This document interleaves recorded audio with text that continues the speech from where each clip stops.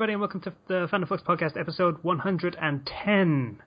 As always, I'm your host, Casey, and with me we have an overly full house tonight, or this morning, for pretty much everyone but me and Guy. Speaking of, we have Guy. Hello. We have Zero. Hi, guys. Sorry, I'm coughing over morning stuff. You know that morning phlegm that gets in your... Yeah. Yummy. You're having your morning gaggies, is that what it is? What? I don't even know what that means. You and your British lingo. That's not British lingo, that's Andrew Blanchard lingo. Slicer. Hello. Arixum. Hello, everybody. And Kenshi. Hi, I'm Kenshi618, and if you want to keep your girlfriend, don't let her hear the sound of my voice, apparently. What? Okay. And that's all I'm going to say about that. We'll just let that slide, I guess. Mm-hmm. That was not strangely abrupt, but okay. I'm not going into detail on that, just, it's a thing. Accept it. Okay.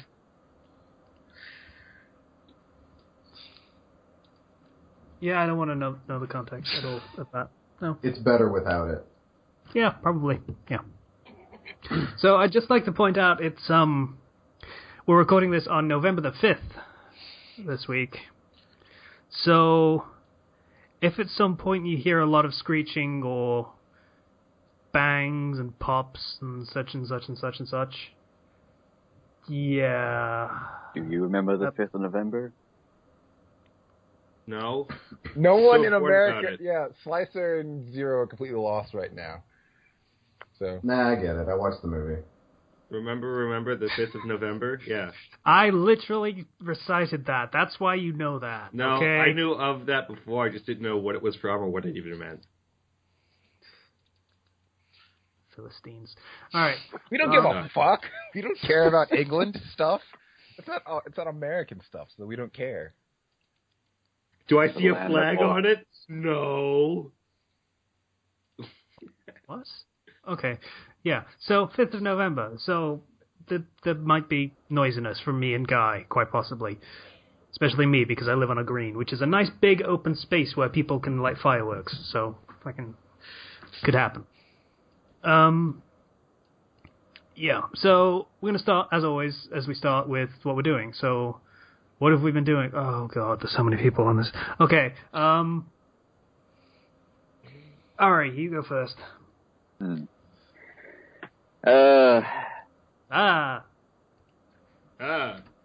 off from the mic a little bit, maybe? Oh, sorry. Anyways, I don't ever do much, like, ever. So, regular stuff. Destiny, I've actually been slowing down because we already did the raid. Running out of things to do. So That is kind of the downside of Destiny, isn't it? Yeah, that is. A lot of things to do at first, starting off. I mean, this thing ran to like a good 2 months of constant playing, and then after a while, just done. Nothing else to do. So, regrettably, I downloaded Minecraft on the PS4, playing with friends. It was only supposed to be like a good 20, 30-minute thing, turned into a 5-hour adventure. Sounds about right. Yep. I ended up playing that until like 3 o'clock in the morning, go to sleep, get ready to do the podcast with you people. Yay. But then I didn't even know you wanted to. But then I get called in at like 5 o'clock in the morning. He's like, hey, we forgot to do something. We need you to come in and do this real quick. So I leave, go do the thing, thinking I have to work a full day. Managed to finish everything on my schedule for the rest of the week. So I'm just sitting there, just watching the store. I decided to just go out for lunch. So here I am. Yay, for lunch. I like lunch. It's like a 4-hour lunch. It's awesome. I like that you call it lunch. Everyone at my work calls it dinner. Because Stoke-on-Trent is filled with assholes that don't understand what words mean. Why don't they just call it dinner? You can't call lunch dinner. Because brunch. lame. What about brunch? If I bring pancakes, is it brunch? Only if it's like before 12. Then it's just breakfast. It's not brunch. No, breakfast is like 8 or 9 or something.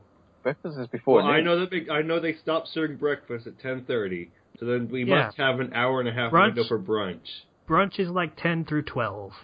No, over here we have possibly breakfast at all 10:30 to times 12:30. At some places. That's not breakfast then. That's a meal of indeterminate nature. Most places stop serving breakfast at 10:30. Some places will sell pancakes at midnight. I don't understand. Those are the best places.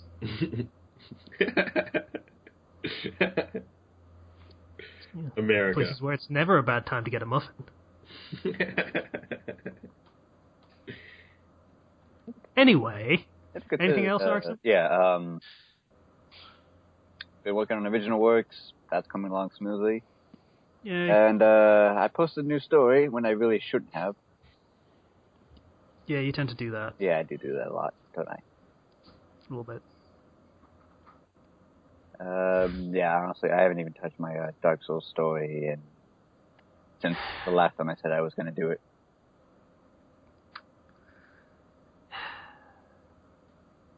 Very disappointed in you, Erickson. Coming from the guy who doesn't like Oreos? Oreos suck! They do. They do. They don't. You're just British. It's okay. Yeah, I'm British, so I have taste. Really? I've seen what counts as food over there, and I'm not so sure. Well, we did used to have good chocolate until one of your companies screwed it up. Oh, yeah! We did it, because you know why? We're America, and America's better, so our chocolate is better, and you fell in line like you should have. USA. Yeah, USA. thanks for the chocolate that tastes like vomit, asshole. You're welcome.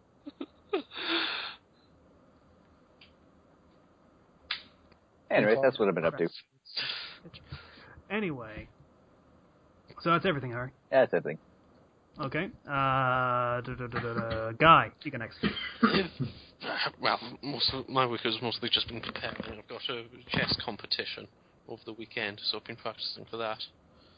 Oh. Mm-hmm. So, yeah, it's exactly as boring as it sounds, but... Why are you doing it, then? Oh, well, it's fun. It's chess. Yeah, I like chess. But just when you get into the chess theory, that's when it gets really, really ugh. I mean, I'm playing the London right now, but I'm trying to learn the Scandinavian approach as well. It's just, I don't like it. It's too theory-based. So he plays chess and screws around with mortars. Yeah, that's pretty much my life. I'd be okay with that life, I've got to be honest, yeah. I mean, it's and very things up.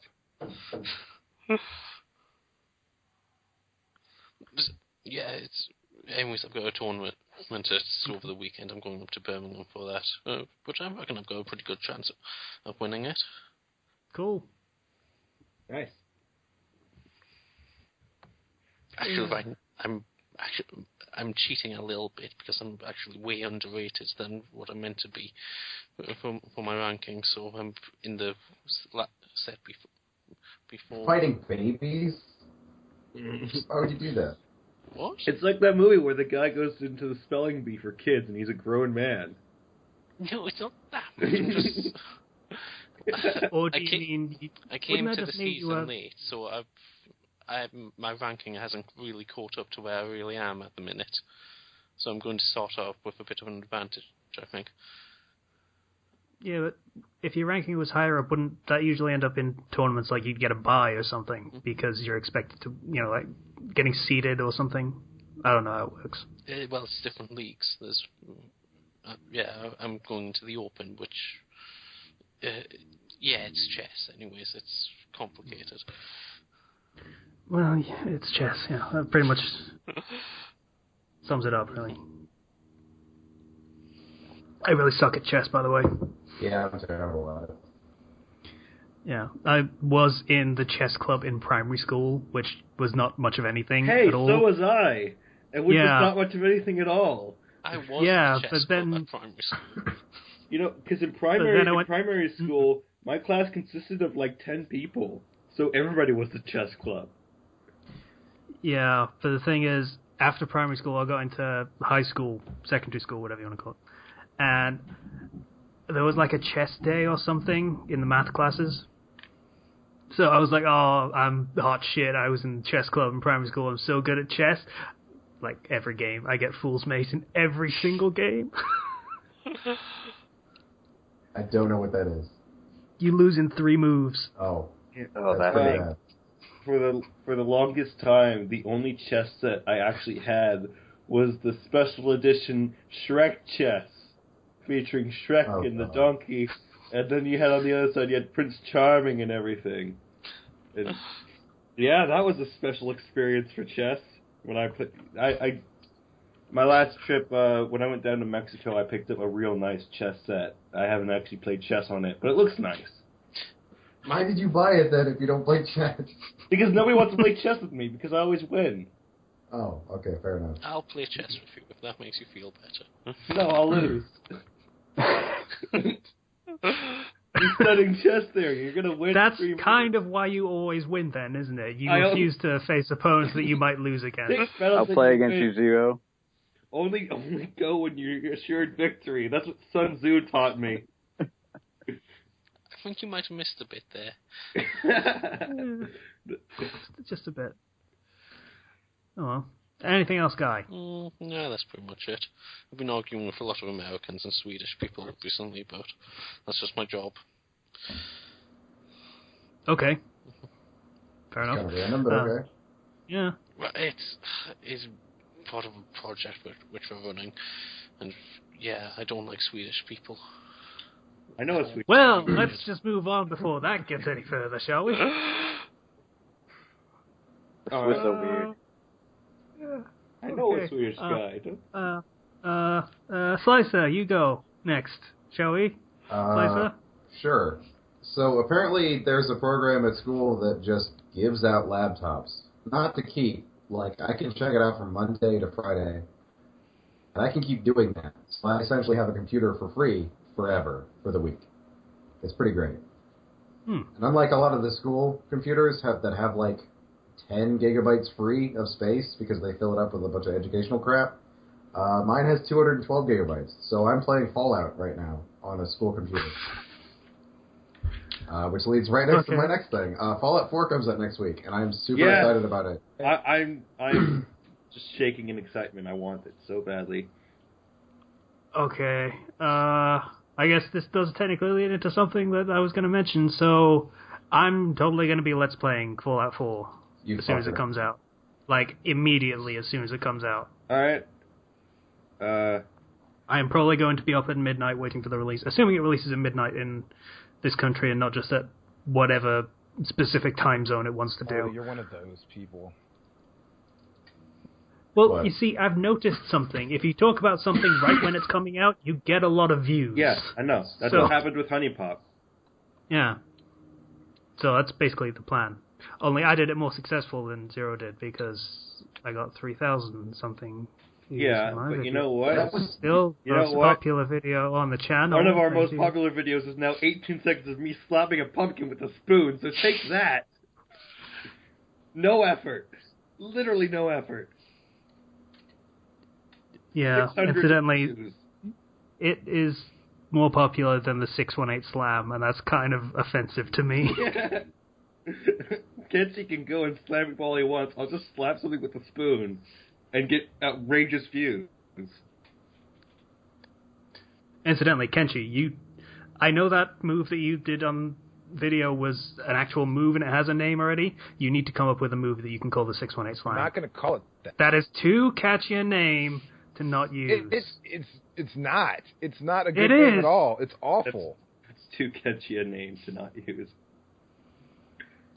Zero knows what it's about. Oh, he does. He just likes messing with me. I do. It's a good name. It's really not. It's not, sorry. Shut up. How dare you disagree with me? Yeah. Is there any meaning behind the 618? No. There's none. 618. There's nothing. No. Oh yeah, no that, but like why 618? It's symbolic. Alright. It's really not. If you turn it on its side, you get a side where it's 6, a line, and an infinity sign. It somehow matters. It's because he's not quite as good as Rey Mysterio.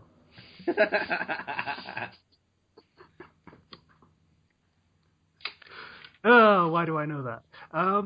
Anyway, so I say, you were saying.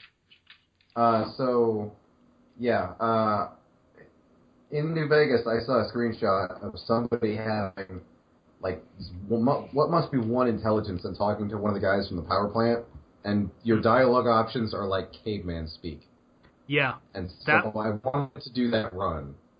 The problem is, either all of the mods I have overwrote the dialogue, or it's just not as omnipresent as I wanted it to be, because there was no difference. I was playing with one intelligence, and there was no difference at all in the dialogue. But that was made up for by the fact that in Fallout 1, every dialogue option is changed when you have one intelligence. Yeah. Yeah. I seriously got to Shady Sands and talked to the mayor, and my options were and nah. Yeah. Yeah. Pretty quickly they realized I was ass retarded and did not want to talk to me. So I did not get any of the quests that are in that town because nobody wants to talk to me. Put everything into It's the strength. best thing ever. Just go caveman on them. I'm calling it the caveman run because I just hit things. It's great. With a big stick. And really hard.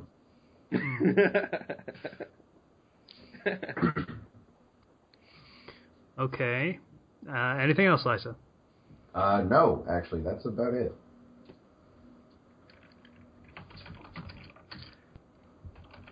Okay.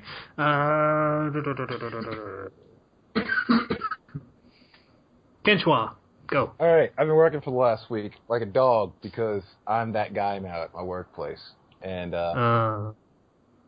very tired. This is the first day I've had off in 8 days, so awesome. Do you get overtime, or do you get that? Nope. I'm salary, so I don't get overtime. Oh, you're a dumbass. How am I? It's not something I can control. This is not something I have control over. Oh. Yeah, so take your words and shove them. You do have a union or something, right? I don't know. No clue. Should probably look into that. Perhaps. Because Christmas is going to suck. I'll just say that right now. Let's see, what else? Haven't really been doing anything. Just been working and sleeping since that's all I've had energy for. So, I got, let's see. Got WWE 2K15 the other day. It's a wrestling game. And, Really? Yeah. Just specifying, okay? Explaining. That's what I'm here for. All right? Even if it's obvious. Mm-hmm. Okay. So, I did something that I'm not really particularly fond of. They limited the amount of times you can reverse a move at any given time. Oh, that sucks. Yeah. So even if I know what's, like, for some characters in the game, you have 3 to 5 reversals. And then you have to wait for them to refill to a certain point before you can use another one. And that sucks. Because I can know exactly what's coming and when it's coming. If I ran out of reversals, it really doesn't matter. And if I choose to save my reversals for a certain point, like if someone gets their finisher, I still have to get my ass kicked holding back reversals. Okay, so basically what you're saying is they aped a gameplay mechanic from Ultimate Ninja Storm? I don't even know. They had the same thing with the substitutions. You could only do it like 5 times. And then you had to wait for them to recharge. Yeah, it's like that. Yeah. It's not cool. It's dumb. No? Not a fan? Nope. I thought that worked pretty well in Ultimate Ninja Storm, but I guess I can see how that would be a little less... It wouldn't fit quite as well in a wrestling game, because you can see how you could reverse it, but you just can't, for reasons. not a fan of that mechanic at all. But it is fun because going online, everyone will take advantage of that. Like, I'm reversing their shit at the start of the match and start beating on me. Because I reversed all their shit at the start of the match, I got my momentum up to the point where I have a finisher stored. So they can think they're kicking my ass, and then I hit a finisher and beat them because they weren't paying attention. They're not good. It's really good for trolling people that aren't good. Fair play. So yeah, I don't really have opinions on the game solid one way or the other. You hated the last one, right? Oh yeah, last one was awful, mostly because there was no characters in the game. That problem has been fixed. There are now an assload of characters in this game. Like 100 characters in this game starting off, and they're going to be putting out DLC and the like, so there's going to be more. Is The Rock in it? Yes, The Rock is in it. The Rock is in it like 3 times. Oh, really? Yeah. Yep. Modern day Rock, 2003 Rock, and 1998 to 2000 Rock. It's like Godzilla, 1998 to 2000. 2000 Godzilla, modern day Godzilla, yeah. 1950s Godzilla. Rock. No one plays as modern day Godzilla. Rock through the ages. Rock of Ages. Rock of Ages. Anyway, yeah, so 2K15 is better-ish. Than last one. Yeah. That's all I really have on it right now. Okay. Anything else, Kenchua? Nothing much. Going to start releasing the other episodes of the Flux Fight Night for anyone that enjoyed that. Next one will be Mortal Kombat, and then it will be Injustice. So yeah. Also, the audio issues are going to be fixed. Yes. Yeah. At Injustice. So yeah, that's a thing. And that's all I got for now. Off the top of my head, can't really think of anything I did that was useful because most of it was spent working. Okay. I'll go last. Zero?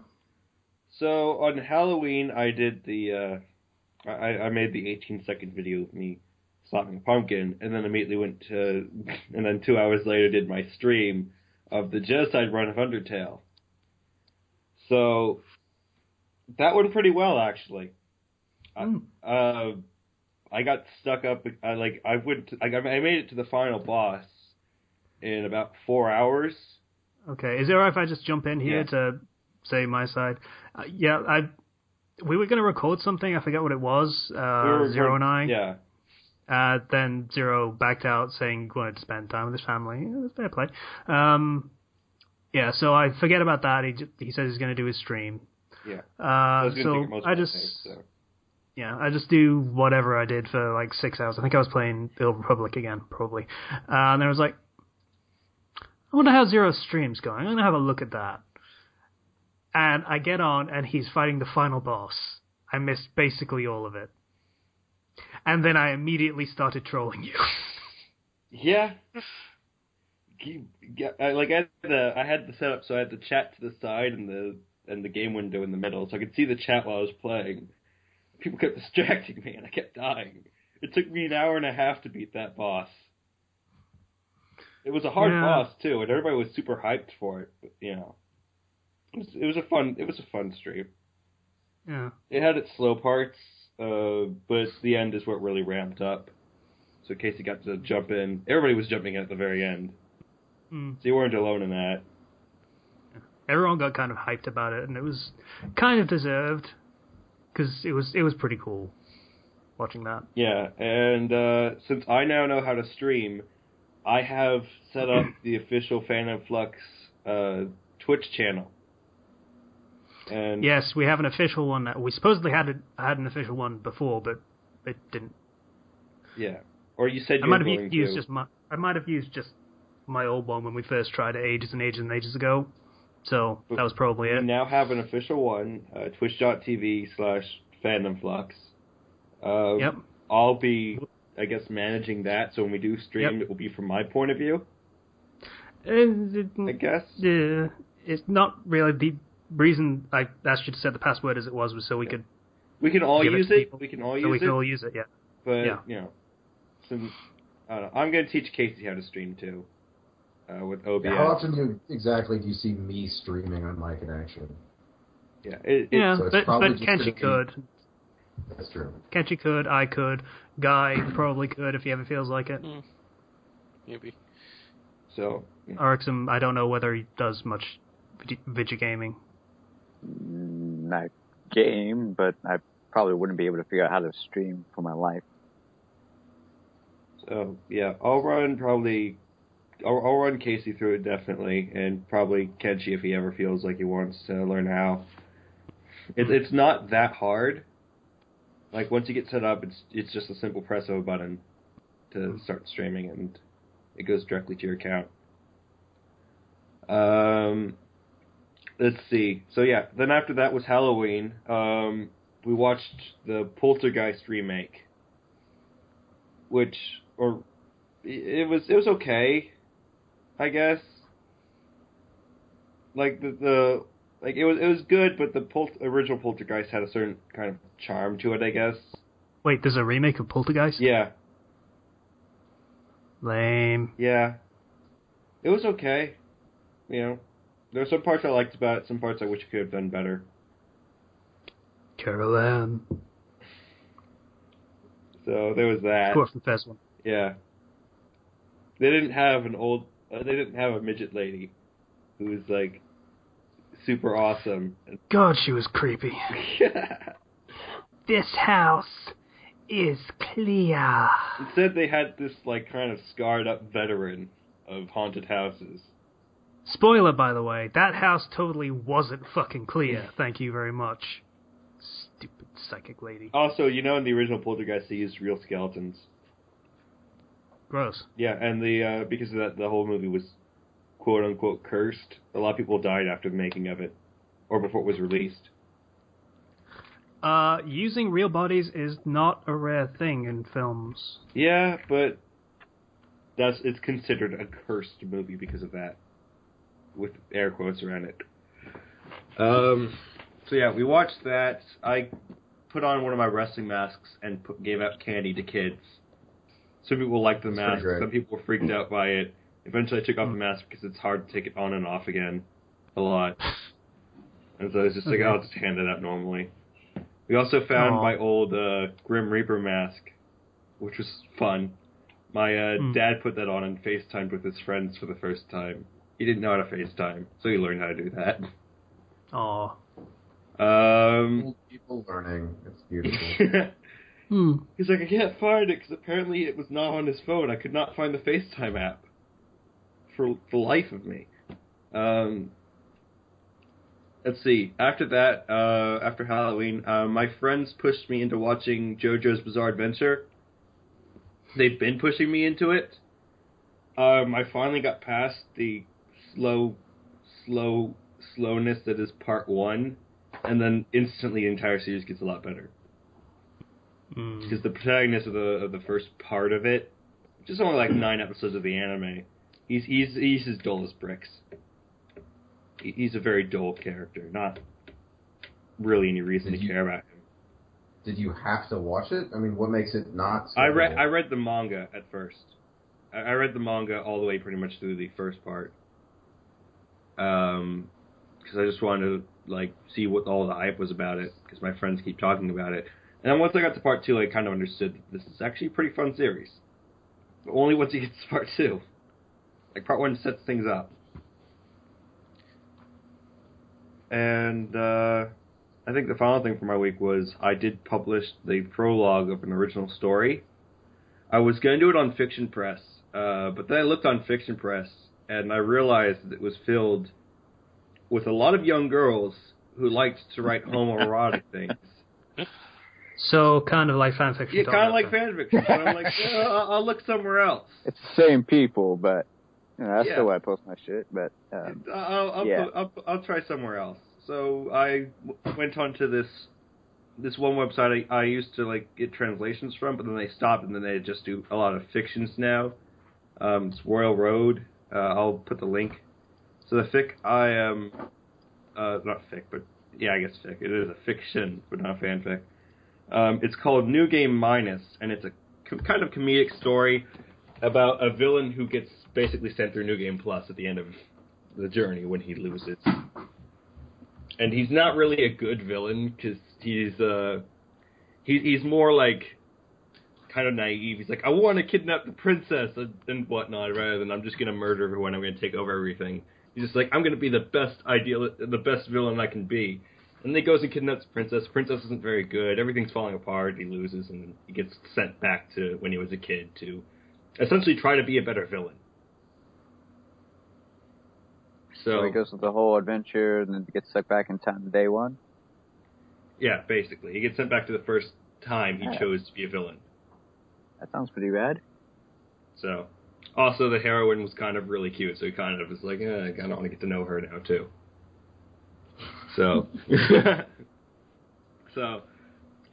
my first experiment with original works, so just kind of seeing how this turns out, and what I can learn from it in terms of improving my writing style.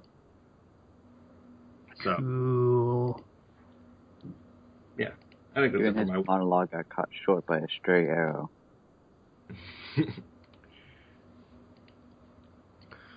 So that's everything, Zero? Yeah. Okay. My week. I forgot to mention this last week. Remember how I shit on Flash every time we bring it up and how terrible it was? Yeah. Yeah, I caught up with it. It actually got okay literally the episode after I stopped watching it. Oh, well, that kind of sucks. What episode was that then? The one where they're trying to fix Firestorm.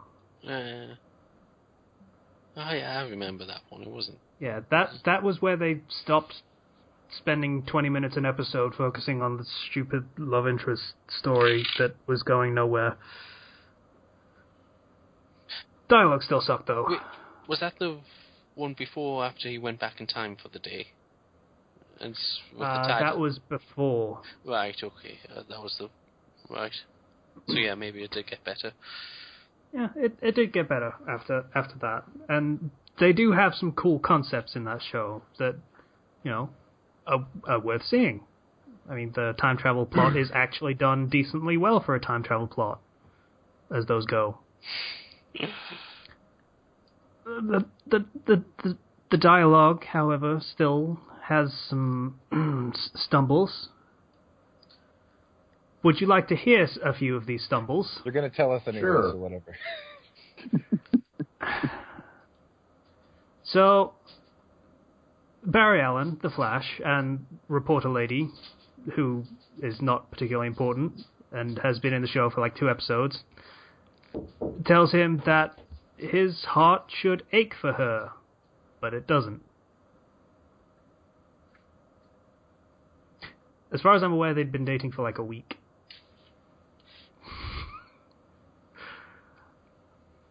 Those women exist.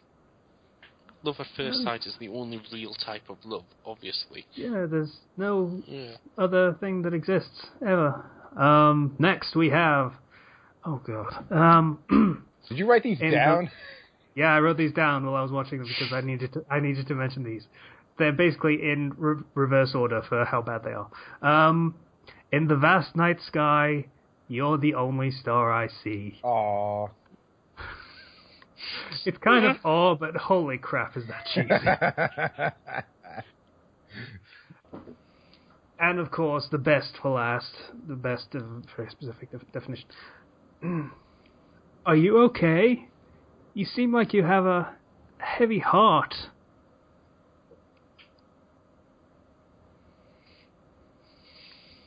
Is that like okay? Yeah, that's a real line from the show. Was he trying to be snide, or was it actually... No, that was love interest trying to be consoling, I think. Right. Okay, no comment. So, I have a comment. When you're writing dialogue, read it aloud first. Please. That helps. Yeah. If someone's going to be saying it, you need to read it aloud so you know what it sounds like, because that's one of the worst things I've ever heard from a TV show ever. I don't think I'm even exaggerating when I say that. That's terrible, terrible writing. That's soap opera writing. Oh, I forgot to mention something. It's kind of interesting. We now have a cleaning service that comes to our house. We basically just got... God, you're so white. Yeah. I wasn't going to say white, but yeah, he's super white. He's not white. He's like 16th Mexican. He's got some ethnicity to him. He's also not rich, by the way. Not rich. Just want to point that out. Not rich. Only goes on holiday like 6 times a year.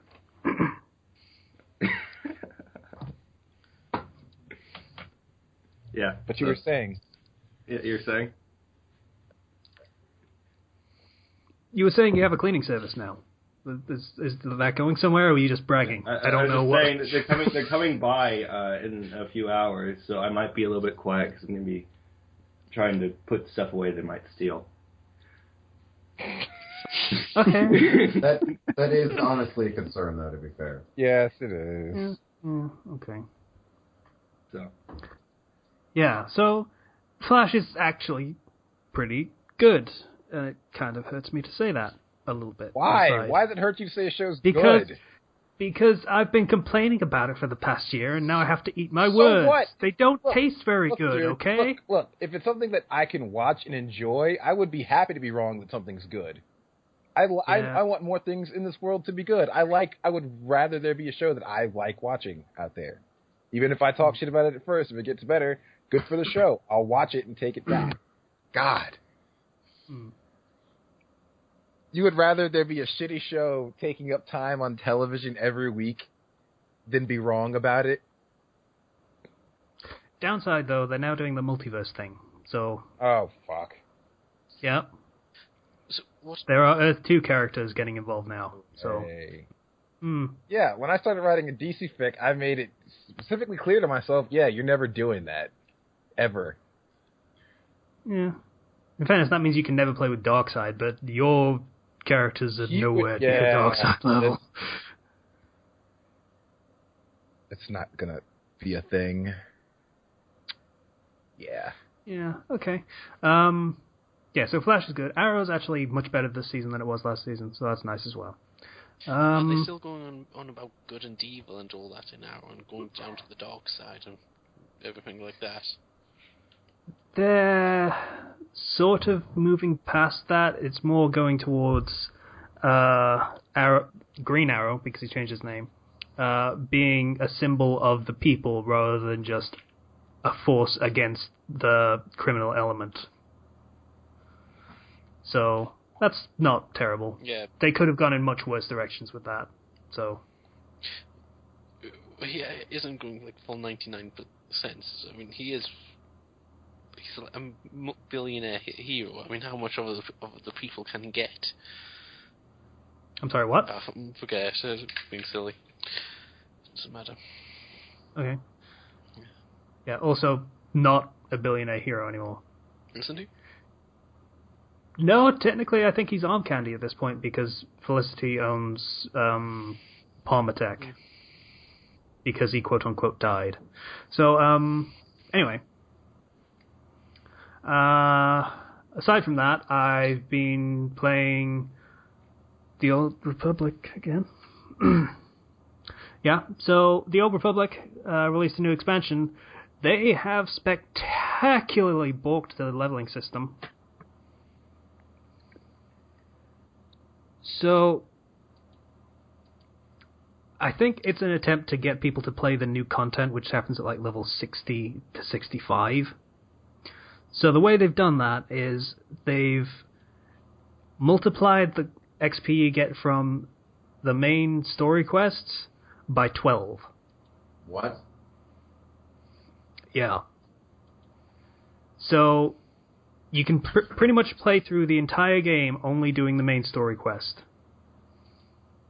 And you'll do fine. You won't have to grind or anything. You can just do that and get through it. The thing is, I don't really play like that.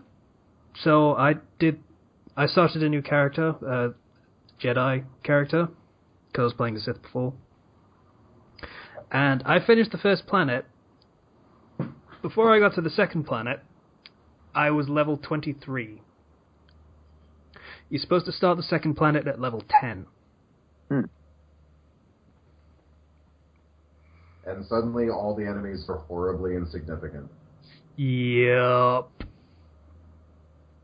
They didn't balance the enemy levels for this kind of thing? No. Well, the enemies are set to the area, and, you know... It would be nice if you could customize how the XP is done. Like, if they're going to have the XP boosted by 12 times, you should be able to turn that off to some extent so you can actually play all the game if you want to, rather than steamrolling literally everything.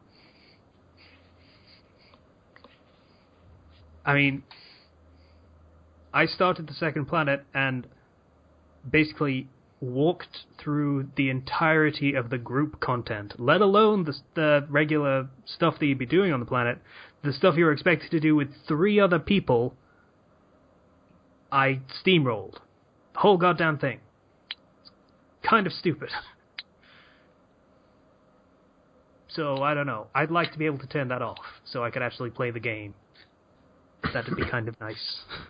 Yeah, that is one of the other Guild Wars. That's the second one. That's where that does have an advantage, mind. The levels don't really matter there at all. Everything's just scaled up or scaled down. Yeah. I still have purple lightsabers, though, so that's... I still have the important things. The important things are still there. It's just perfectly fine. Anyway, I think that's pretty much everything from me. I've been playing a bit of Metal Gear Solid 5 again.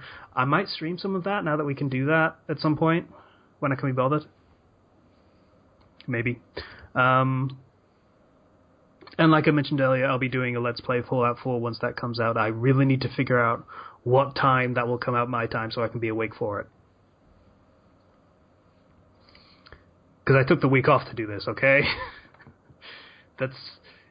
I'd rather not waste that time, now that I've got it. So, that's pretty much my week. And I think that's everyone's week. Is anyone not gone? There's 6 of us, so it's hard to keep track. I think that was always. And finally, my Ninja Stars put away. Alright. I'm back. Were you trying to close it the whole time? What? Were you trying to close the Ninja Star the whole time? No. I mean, that's the holding one, right? Yeah, I was putting things away. Okay. So the first topic is... Okay. First topic is... Second topic, technically, is alternate playstyles. So when you play a game not as intended, playing by different rules. Well, self-imposed rules, yeah. Let's call it that. Yeah. Because some games, they do actually account for how someone might play it. Like, for example, Deus Ex Human Revolution, they mostly allow for you to play non-lethally. Yeah. Like, you can play the entire game non-lethally except for the 3 boss fights. Or you can, like, impose rules, like, I think we all know of the Nuzlocke as one of these types of things. No, what's that? Nuzlocke Run in Pokemon, where you have to name all the Pokemon. If the Pokemon dies and it's fighting some battle, it's dead. It's considered dead, and you have to release it. And you can only catch so many. Yeah. Yeah. Or, for example, in Legend of Zelda runs, doing a 3-heart run, so you never get any health increases. You're always running with the minimum health you start with at the beginning. Or the Dark Souls runs, where you start with... you go with the set that basically decreases all your stats, and you go as weak as possible. Or you play through the entire game in Covenant of Champions. Do that when you're as weak as possible, and then I'll congratulate you. Fuck you, Zero. Do that at all, and I'll congratulate you. You can talk then, thank you very much. Slicer can bitch at me all he wants about how shit I am.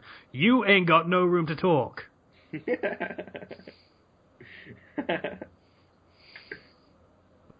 still need to finish that, by the way, Slicer. What? We still need to finish Dark Souls 2. Yeah. It's going to be a while because of Fallout, but yeah, we'll have to finish it at some point. Yeah. Yeah, these are alternate rules that you use usually to increase the difficulty of the game. So you can, get more enjoyment out of it, or maybe you're just masochistic. I don't know. Well, it's valid too. But what's your guys' opinions on these? I like them, obviously. Yeah. I mean, we made a not at all popular Let's Play of doing one of them, so... I can't tell if you're being sarcastic or not. Is there really? I'm not being sarcastic. We get like 20 views. Ah. It is a long series to follow, though, so... Yeah, it's like 165 hours. Again, we should just slap pumpkins with spoons. Works every time, apparently. Okay, the lowest common denominator of YouTube is already pretty fucking low. Let's not make it any lower than it has to be. Incidentally, that pumpkin, did you make that yourself? Carve it yourself? It's our family pumpkin, but I didn't get a chance to carve it myself because I was working when they were carving it. Fair enough. I would have liked to carve it myself. Never got the chance to. But yeah, I like doing alternate playstyles of games. It's fun. Like Slicer said, the caveman run style thing. It's the kind of thing you wouldn't see unless you decide, okay, I'm gonna try playing this way instead of the other way, the regular way. It adds a certain amount of interest to the game. Like, we all know that the Pokemon series is not the hardest series. It's boring. It's slow. There's not much to it at all, ever. And it's boring. Yeah. But, you had the Nuzlocke run in, and there's emotion, drama. God, so much drama. So much drama. If you get invested. But and that's the point of the Nuzlocke. Slicer, all gaming experiences. Slicer, you got invested. You barely sat in on any of the fucking sessions, and you still got invested when Rekko died. Wanting something to live because it's useful and being invested are two different things. I mean, actually emotionally invested. You liked Rekko. I think he's just... Be honest. Rekko was cool. Guys, I miss Rekko. I miss Rekko. I'm over him. So, probably the most famous version of the alternate playstyle, the Iron Man run. Yeah. Which I suppose the Nuzlocke is kind of a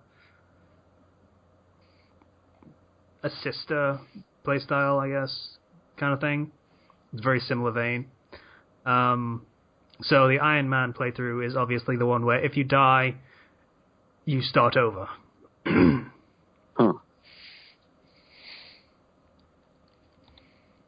So it's such a popular playstyle that quite a few games in the modern era have actually incorporated it as a rule. Yeah. That you can implement. So there's a little tick box on certain games for Iron Man or hardcore mode where if you die, you have to start over because there's no save. It auto-saves for you. So I think Dead Space 2 and forward had that mode. Hardcore mode, I think it's called then. Okay. That was the thing. That mode, I guess?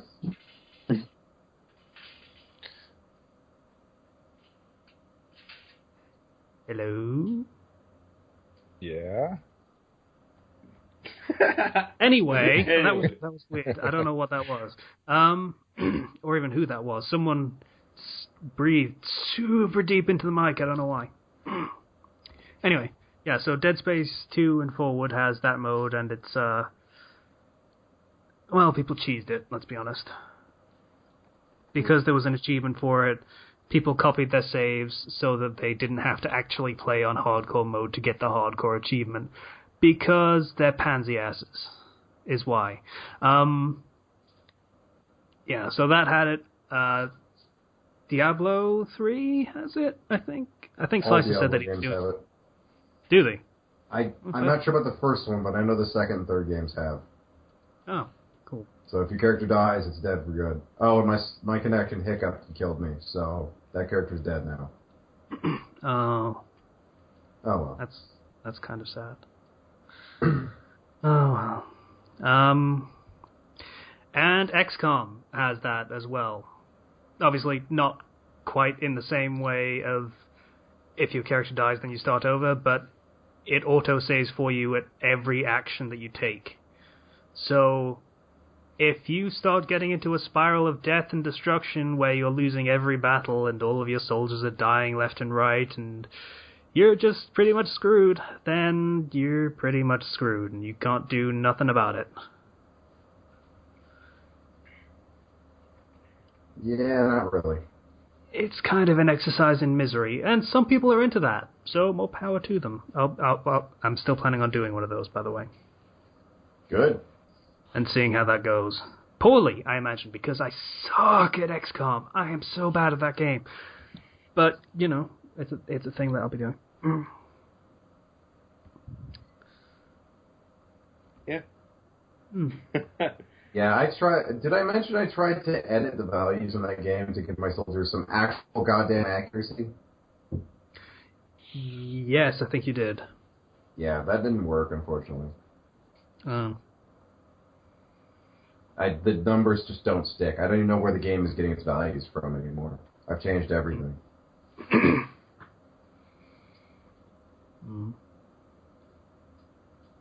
I think there's a specific time that it calculates whether a shot's going to hit or not. Yeah, it's every turn, so you would need to... If you wanted different values, you would have to load a game before that turn started to get it to re-roll the values, I think. Something like that. But I think you can change that in the settings as well. Also, fireworks have started going off. Just saying. Anyone got anything else they want to say about alternate playstyles? So They can be challenging, but some people take them way too far.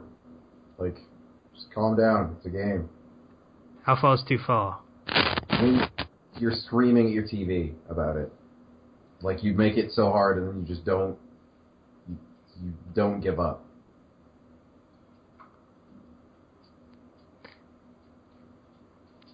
Slicer doesn't like a challenge. I do. It's just some people take it too far. Slicer's a coward. All right. So, are there any fanfics about alternate play styles, do you think? Yes, there was, yes. There was, someone did a comic of their Nuzlocke run of, I think it was Pokemon Red, like the very first version. And they got to the Elite Four and got wiped out. It was actually, you know, well, yeah, that kind of playstyle does actually make itself an actual story within the confines of the game. So it's kind of great for that kind of thing. Yeah. Because there's real consequence to everything that happens. Unlike in a lot of games where it's designed to not have consequence, especially these days.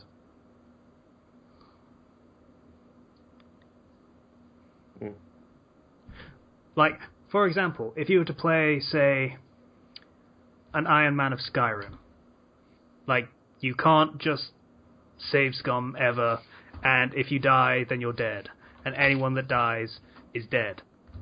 Then you go into a town, a dragon attacks, murders like 3 shopkeepers. Those shopkeepers are gone.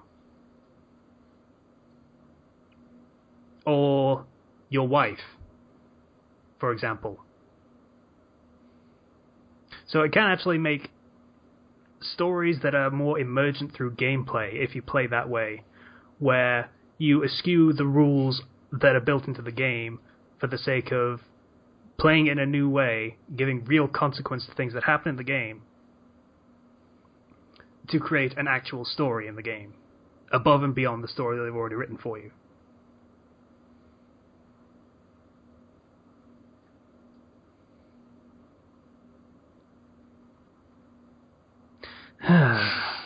I say cool stuff like this and then dead silence every single time. God damn it. Oh, Yeah. That was a good way Bravo? of putting it. Patchy, patchy, patchy, patchy, patchy. What the hell is Zero doing? I don't even want to know. Okay, anyone else got anything to say? I think we're good on this topic. Yeah, I think we covered it. Oh, Slicey, you said yes, someone has written fiction based on alternate playstyles. You probably had an example before I cut you off. There was, I was looking for XCOM stories, and there was a few of them that were about the Long War, which is a mod for the game. I don't know how well they were, because I've come to realize that, one, I don't like stories that start from halfway through the campaign of XCOM, because it's just weird.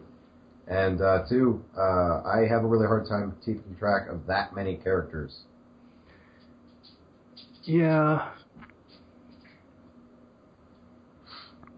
XCOM is not that good for getting to know and, liking characters because they tend to die in XCOM. That tends to happen. They're pretty disposable, yeah.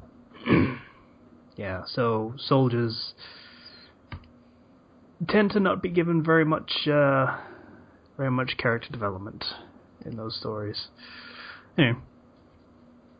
So next topic is the villain protagonist. Zero said he wanted to say some stuff about villain protagonists because he wrote one. Yeah, I started writing one. But I'm starting from, there's tons of different types of villains you can actually write for as your protagonist. You can go he's an evil villain, and he goes out and does evil things, and you kind of want, I think the thing about a villain protagonist is you want people to be able to identify with that protagonist, to be able to root for that protagonist. It's hard to do if you're a villain protagonist. I feel like you're not going to get you're going to get a certain type of audience if you make him too evil. I've seen some fanfics, actually, of... have you guys ever seen that Persona 4 fanfic where Sujiseta has the personality of Adachi? Oh, God, this one. Oh, God, someone brought it up again. Why did you bring it up again?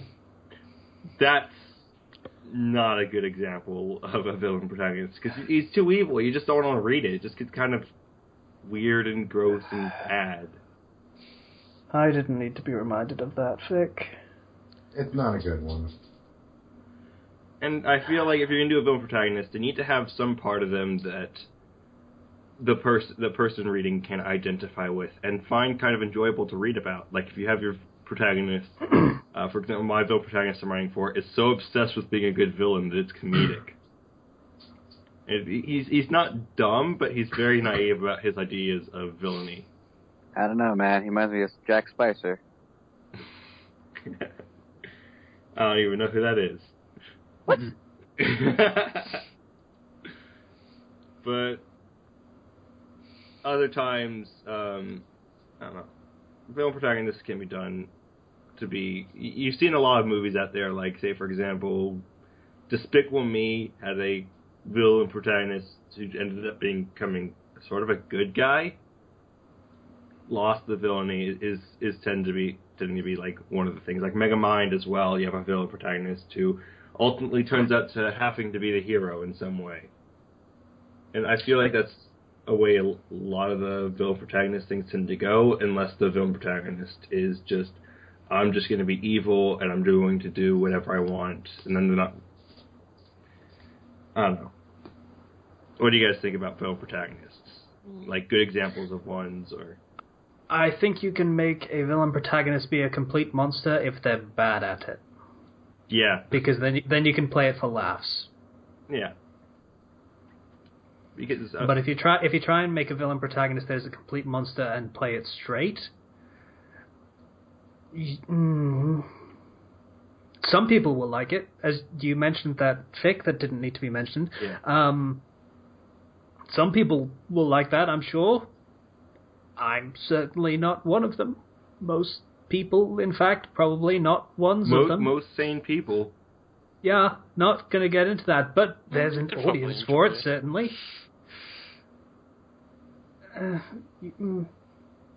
I'd read it first before you say that. Well, yeah, the concept, even if not the execution. It was No, quite fun. no, No. Adachi the Rapist, no, read it first before you say that. Yeah, that got weird fast and disturbing. Actually, I can't judge. I've got no idea what you're talking about, to be honest. Yeah, okay. Yeah. Yeah, a bit of a reality check there for Guy. Thank you.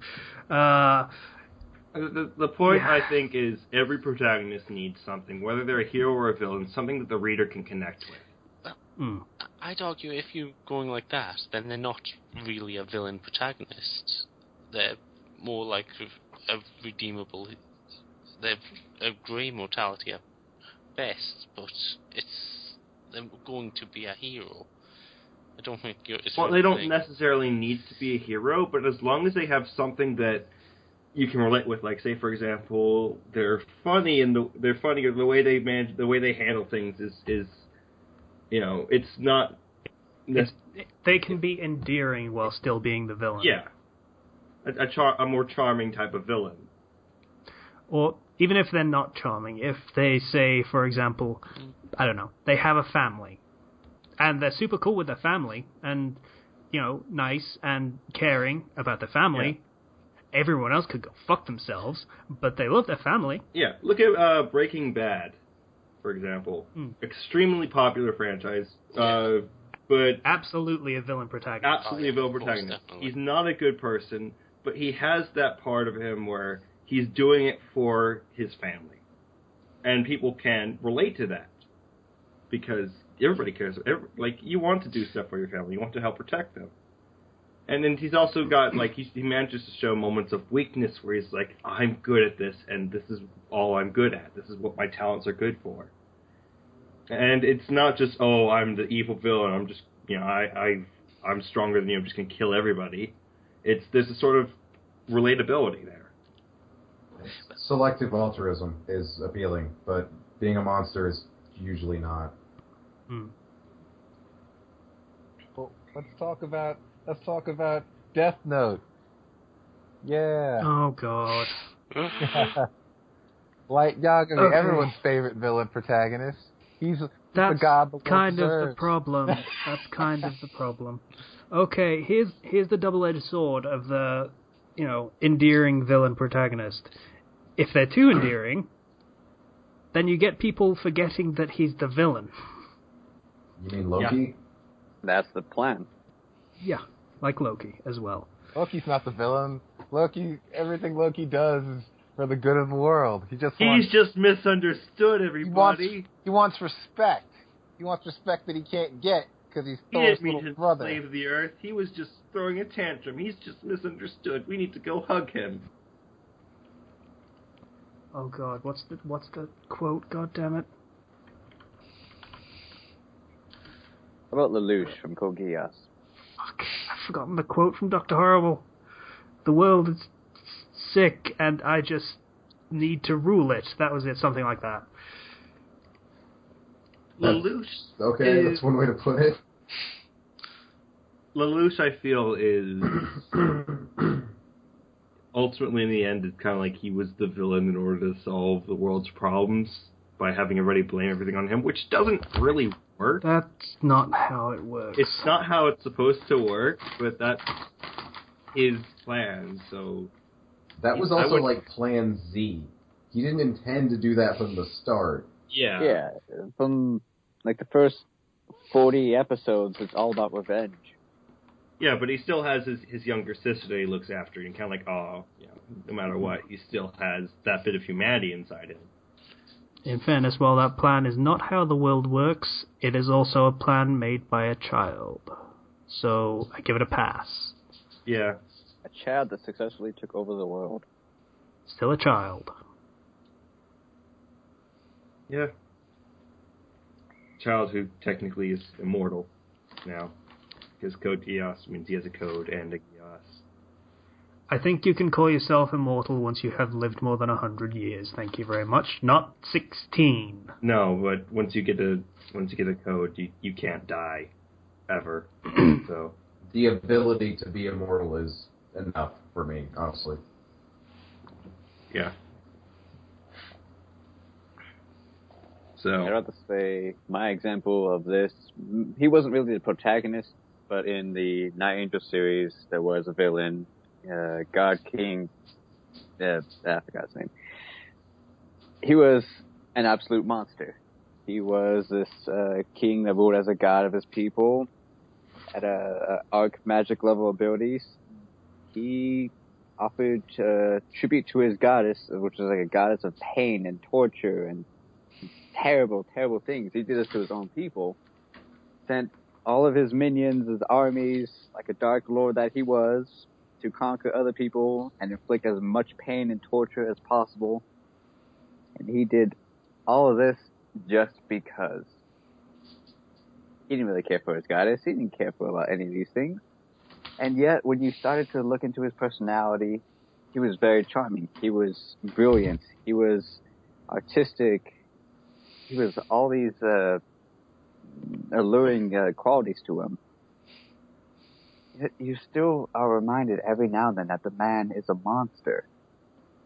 And yet you still can't help but like him. You know who's bad at villain protagonists? Who?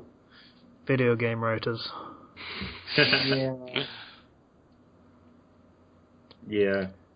Hey, why don't you blow up Megaton? Why? Fuck, I don't know. We'll give you Because? money. Who? I will admit, on my first time in Fallout 3, I did blow up Megaton because there was money that was offered. I blew up Megaton a lot of times, mostly because I wanted the nicer flat. The first time I went through Megaton, I did not blow up Megaton. I told the sheriff, and then I watched the sheriff get killed. I found out only afterwards that you could tell the sheriff about everything. So now my process is whenever I start a new run in Fallout 3, I go through all that, I tell the sheriff, get the sheriff killed, wear his sheriff outfit, then break into the armory and steal weapons. Then head over to 10 Penny Tower and get the ghoul mask so ghouls don't even bother me. Fuck the ghouls.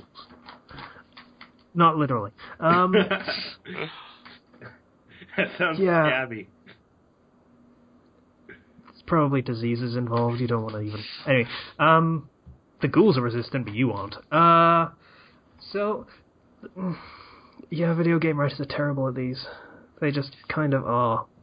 Funnily enough, I think the only example that I can think of that did a good job with it was probably the Overlord series.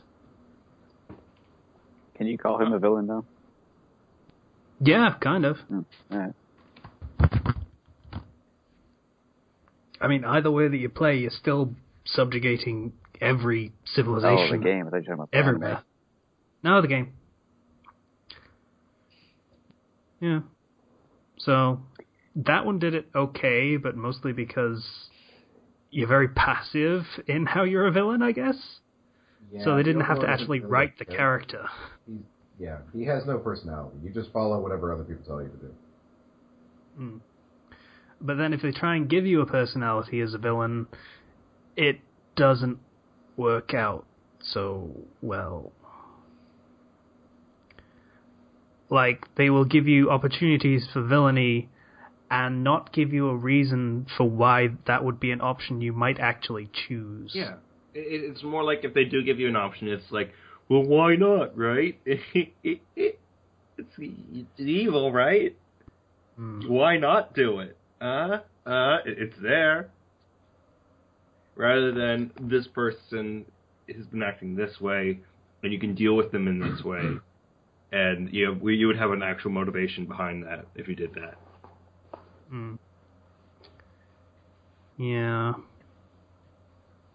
When making any protagonist, be it villain or hero, let's say, there were 4 qualities that you can choose from. I only remember 3, unfortunately. First quality was the character has to be relatable, something that the readers can relate to, could be from his history to his personality, so on and so forth. Not necessarily relatable to the reader, but relatable to someone the reader has interacted with before. Like, this could be a real person that the reader has met and spoken to before. Yes. The second characteristic would be if he is special. Let's say, for example, Sherlock Holmes was a complete asshole, but people liked him because of his brilliance. Because he was smarter than everyone else. I was doing a shaky hand gesture, but... Yeah, tolerated is a that's better why. word. Yeah. That's why he's especially in the modern characters, adaptation, though. they fucking hate him. It's fucking great. Anyway, you were saying? God, and the third quality, goddamn, I forgot. I don't even know where my notebook is either, so I can't fish for it. Hey, just make him relatable. Relatable is a good start, certainly. There's Relatable is other the ways most common. Yeah, it's the most common one, and it's generally the most reliable one. There are other ways you can probably try to get it to work, but if you're looking for somewhere to start with a villain protagonist, start with something relatable. Special, likewise, is kind of important. You need the character to have a reason to be important. Yeah. Like, why is this person in the story over, say, anyone else? Mm-hmm.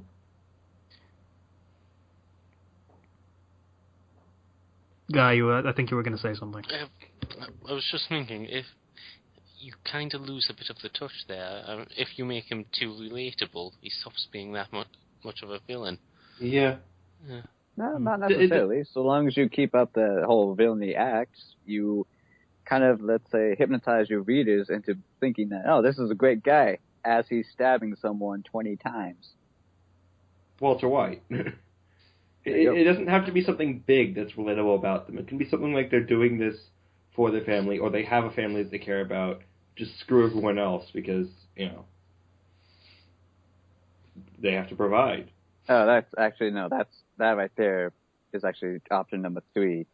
It's not that they're relatable, it's more so that you can sympathize with them. You pity them, you like them, they have Walter some White sort of characteristic cancer. that counteracts their, evil villainy-is for something that's good.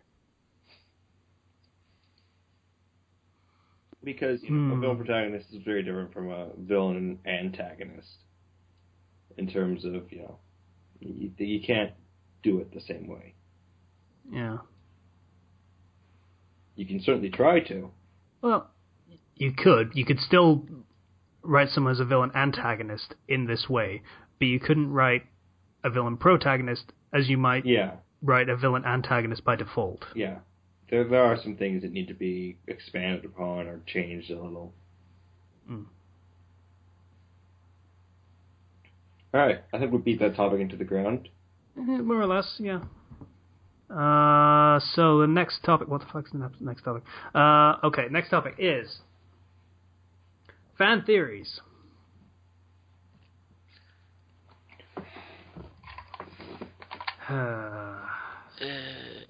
I'm going to end up talking about Mass Effect 3, aren't I? I've got Go one, for actually. Go on, Guy. The Joker is actually Tyler Durden from Fight Club.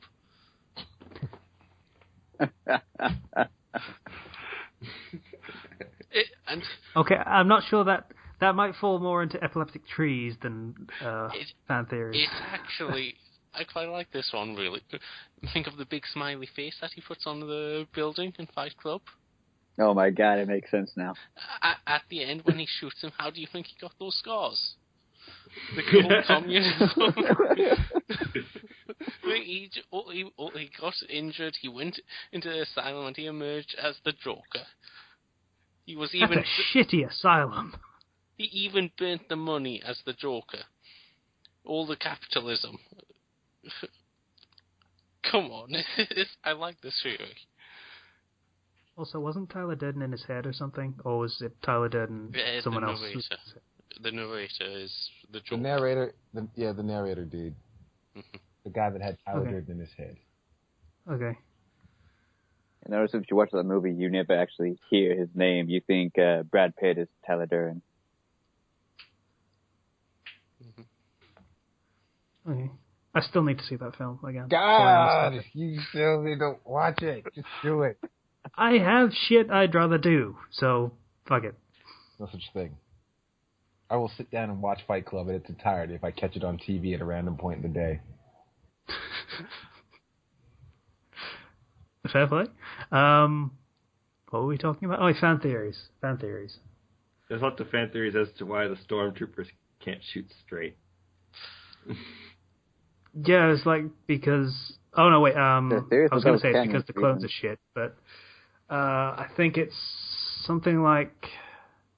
they used to be like clones of super badass, awesome guy Jango Fett, but then they kind of couldn't do that anymore because I think Jango Fett dies or something. So Clones of a instead, clone. they just have to enlist people, so they don't bother training them very much because stormtroopers are supposed to be super badasses, right? Oh wait. Or what happens if you clone a clone? They use the master copy. It's different. Yeah, so they just sort of start degenerating, like making a recording of a recording of a recording. Yeah. Eventually, there's degradation. That was a Stargate quote. I don't know if anyone would have ever gotten that, but... Alternatively, their helmets are poorly designed. No, those helmets are awesome. I don't know what you're talking Despite that, when I think when Han Solo was dressed up in one of them, he still managed to shoot straight. So I think it's just the clones.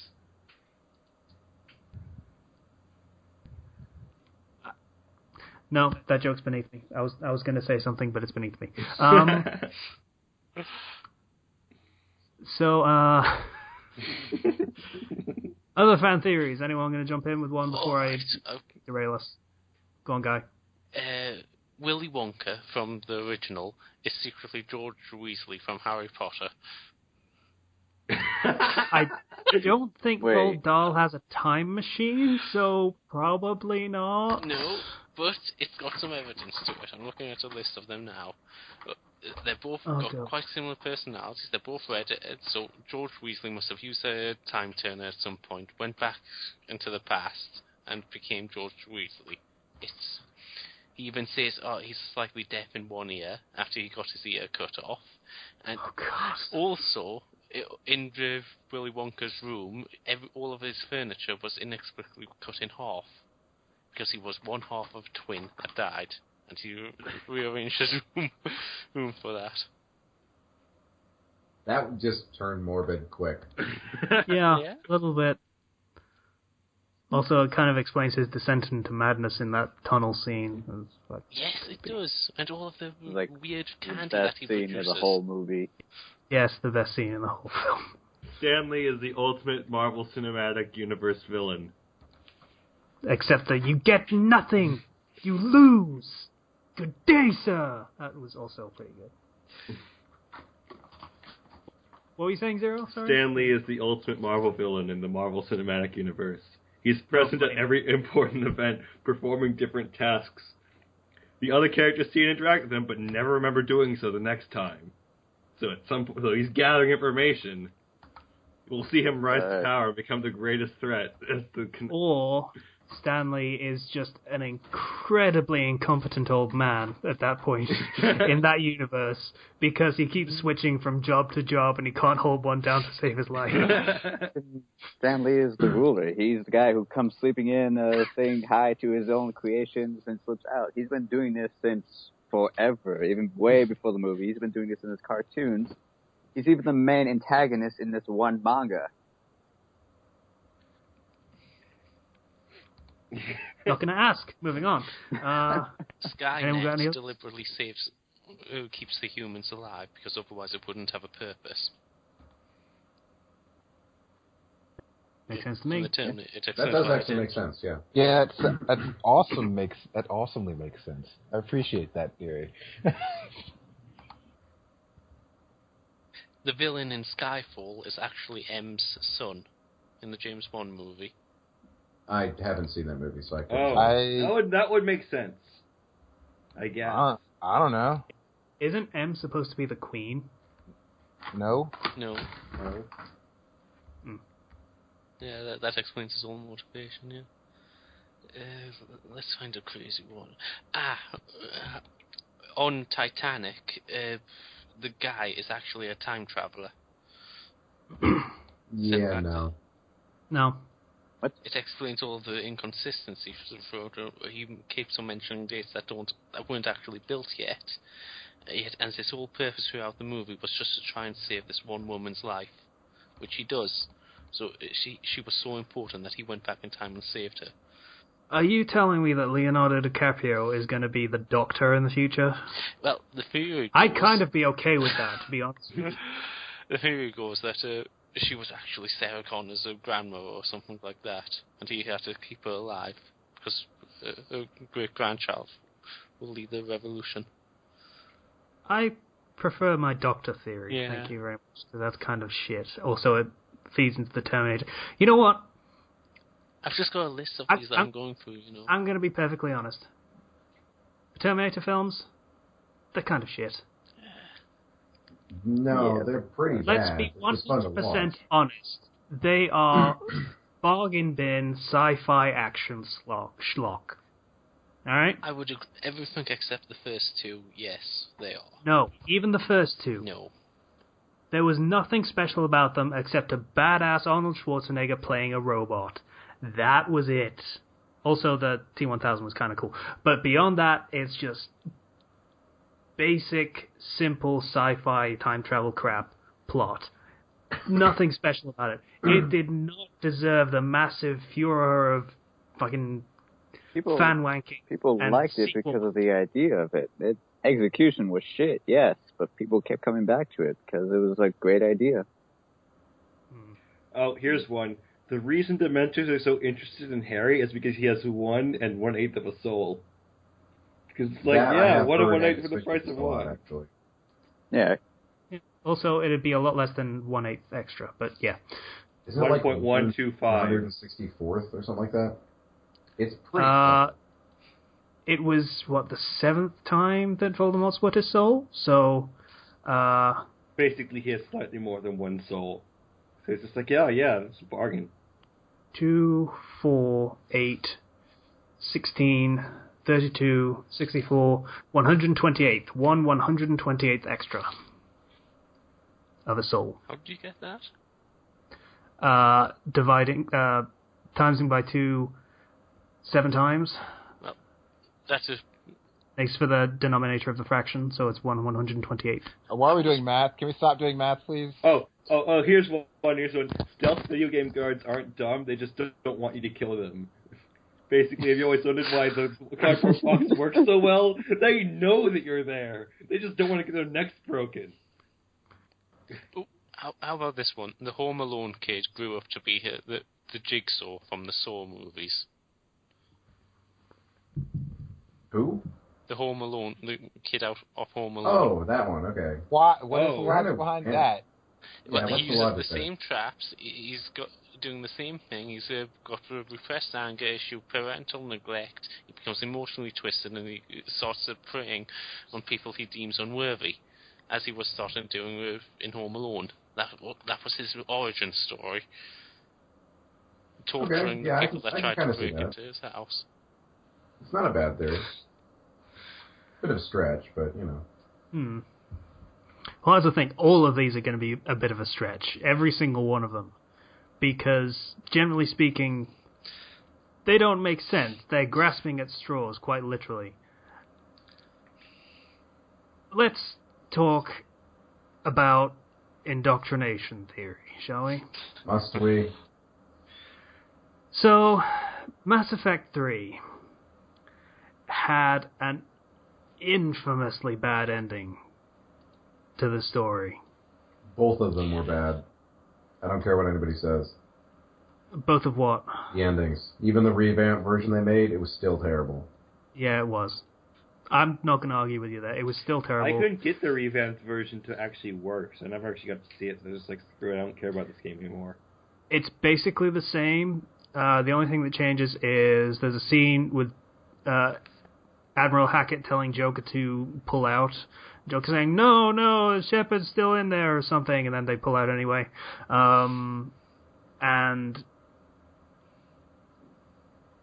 that might actually be it. I can't remember anything else that they actually changed. They expand on the endings and what happens, so it's like what happens afterward, but it's not a lot, and it's not very good. Yeah, they don't actually change the ending in the slightest. It's like you get so excited for a series ending, and then they bring it down to just 3 choices. It's not even that they brought it down to 3 choices. They brought it down to everything you've done in the past 3 games basically don't matter much. Yeah. There's no other way they could really end it, though. It was just there were too many different diversions. It sucked. See, it was the only that's thing the they thing. could do. They could have done something different.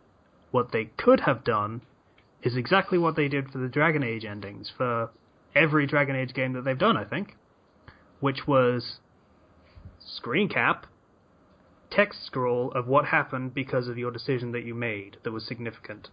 Genophage, Quarian Geth War, let's say the Council, Cerberus, Systems Alliance. What happens to all of these factions because of what you did? What happens to specific people because of what you did?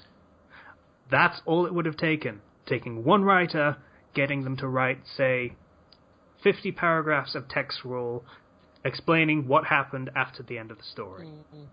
I think if they had done that, it would have still been a shit ending, but it would have been a bit less of a bitter pill to swallow. Yeah, I disagree. A little bit, yeah. They wanted a conclusion to the series, I think. They didn't want... It had left it too open, I think, if they did it that way. No, they wouldn't. They're making a sequel, so... Well, they're not making it's a not sequel. a sequel. It's entirely it's a reboot, separate. I think, or something like that. No, it's entirely separate. It's centuries and literally a galaxy separated from the events of Mass Effect 1 through 3. Anyway, we're getting off topic. Yes, we are. So the ending of Mass Effect 3 was so bad that there was a fan theory that was brought to the fore called indoctrination theory. And that fan theory was also grasping at straws, but it was still better than the original ending. Yeah, I think I've read about that one, actually. It was like... Yeah. The Reapers... Indoctrination theory is basically the Reapers, the big bad guy in the Mass Effect series, have this ability to indoctrinate people. It's what happened to the villain in the first game, Saren. He got indoctrinated without even realizing it, because that's how it works, to do the Reapers' bidding, so that they can wipe out the galaxy. So, the indoctrination theory is that at the end of the second game, in the last DLC called Arrival, Shepard gets exposed to the Reaper frequency, which causes this indoctrination effect. Badly. So the theory goes that at that point, Shepard got indoctrinated by the Reapers. And the entirety of Mass Effect 3 is Shepard very, very slowly losing control of their faculties. And losing control of their actions, so they just start to play along to what the Reapers actually want. And the Star Child... God, the fucking Star Child.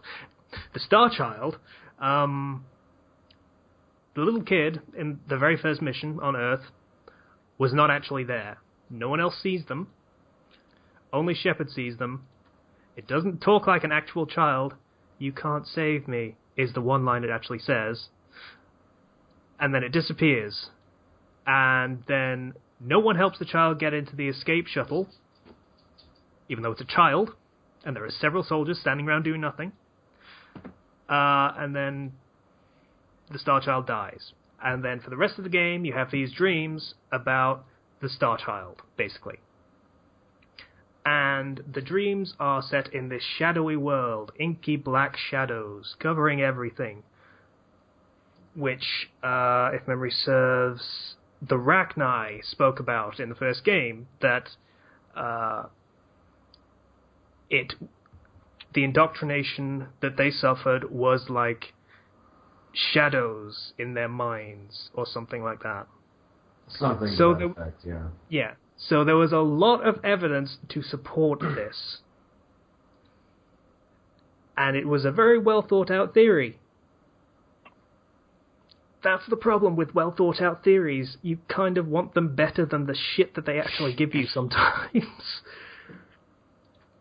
So, here's the thing about fan theories, for the sake of the people actually writing the stories, not for the fans. Make your story better than the fan theory. Or at least, if not even better, more plausible than the fan theory. Because whatever you have to say about whether the ending of Mass Effect 3 was good or bad, it was filled with bullshit. Okay? It was all crap. It comes literally out of nowhere. You can get the DLC companion who actually went through the previous culling extinction event thing that happened.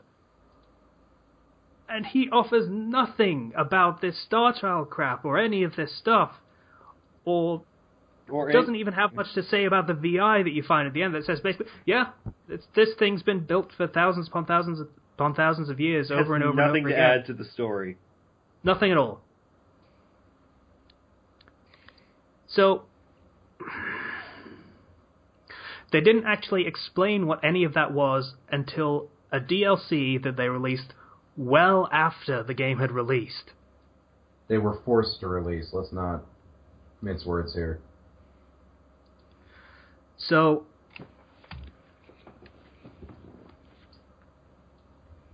your story needs to have an ending that makes sense. If random fans can pull together thousands of strings and somehow pull an ending out of their arse that makes more sense than your ending, then you're doing a bad job as a writer. Are we still talking about theories? That sounds very, very harsh from some random amateur on the internet who writes stories based on other people's stories. But it's true, okay? Just want to say on this, you won't actually know what the fan theories are going to be when you are writing. You won't find that out until after you finish. So just make sure you can focus on something that's plausible enough. Make sure it makes sense. Yeah. Make sure it makes sense in the context of the story you've already told. I'd argue with that a little bit. If you're writing a story that's good enough, that's intricate enough, that people can make so many good theories about it, then you've got a world that's three-dimensional enough that people can actually speculate on it. It's something that you want to encourage people to make up their own minds and come up with these crazy theories. No. I agree with him completely. I have stories that take place in 3 different worlds, and they're all connected. Characters hop from here to there, this and that. So if you read, let's say, one of these stories from A to B, start to finish, you start to see all these little clues here and there about the other stories that people are going to speculate about. I love hearing the readers have their own theories behind it, like who's this person, what do they do, what is this event. You can encourage theories, and you can build stories that have things people can form theories from, but the problem is when the theories make more sense than what you've actually written because you've lost a sense of what is even plausible in your own story. Because you've lost the thread of your own story. That is the worst mistake you can make as a writer, is losing the idea of where your plot is supposed to be going. No, I disagree with that. I think if the reader can come up with their own interpretation, that's something you want. It's not what you think the plot is going to the reader. They have to decide where the plot is going. That's good. I mean, let's look at all the Dark Souls stuff. All the lore is mostly based off of just finding souls and trinkets, and it's the fans that weave the stories together. That's a very different scenario, though. Dark Souls is basically designed with fan theories in mind. Yeah, Dark Souls is purposely vague.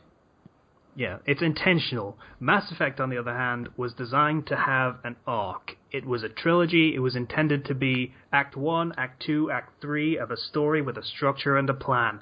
They abandoned the plan at the end of the first game again, pointing to James Young's articles on Mass Effect, and then just went completely balls to the wall with this action slot plot that made no sense. Yeah, if you're writing a story, you kind of need it to be linear and make sense so that, like, that kind of fan theories, to that degree, aren't supposed to be a thing.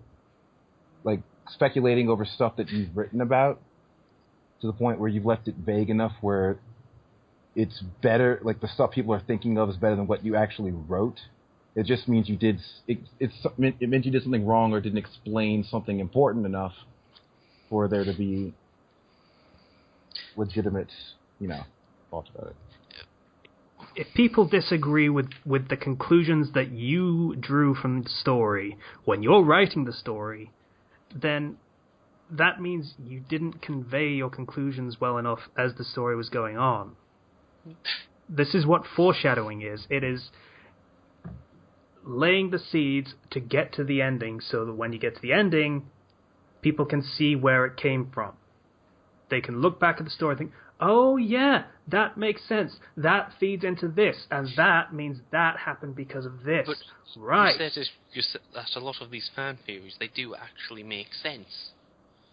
Yeah, it's fine to have fan theories that make sense, but it's not good to have fan theories that make sense when your story doesn't make sense. Yeah, we're not saying the fan theories in themselves are wrong. We're saying that, like, if you have a story that opens up fan theories being better than what you actually have, that's a problem. Not even that if it's better than what you have, it's that, like, anyone could come up with any crap theory, and it would still probably be better than what you have. Like, I'm not even complaining that the fan theory was better. I'm complaining that the fan theory didn't even have to try to be better. And they tried with that theory. They put together a lot of interesting ideas to make that theory work. And the writers of the actual story did not put anywhere near that kind of effort into that story. Maybe they couldn't. I mean, the whole team needed to build a video game. Maybe they just had ran into some problems. They had to scrap together something at the last minute. That's not really an excuse at all, mind. I think they had a plan in the first game. Then no one told the team what the plan was when they changed writers, which they did at the end of the first game. They swapped Drew Karpshin, who wrote the novels, for someone else. I forget the name. Anyway. New writer didn't get the memo, so basically had to make up a new plot out of whole cloth. Didn't know where it was supposed to be going, didn't see all the signs of where it was, they left a lot of ideas that they could have explored, decided not to. Let's make Shepard the big, great hero of the galaxy, so he can save the world and be the big hero. It's like someone else taking up someone's fic and not getting any of their notes. Yeah, basically. So that's what happened in the second game, and because first game, second game, basically, practically speaking, were entirely different settings, let alone different stories. So, then when it comes to the third game, how the hell do you bring all that together? Because that's what Act 3 is.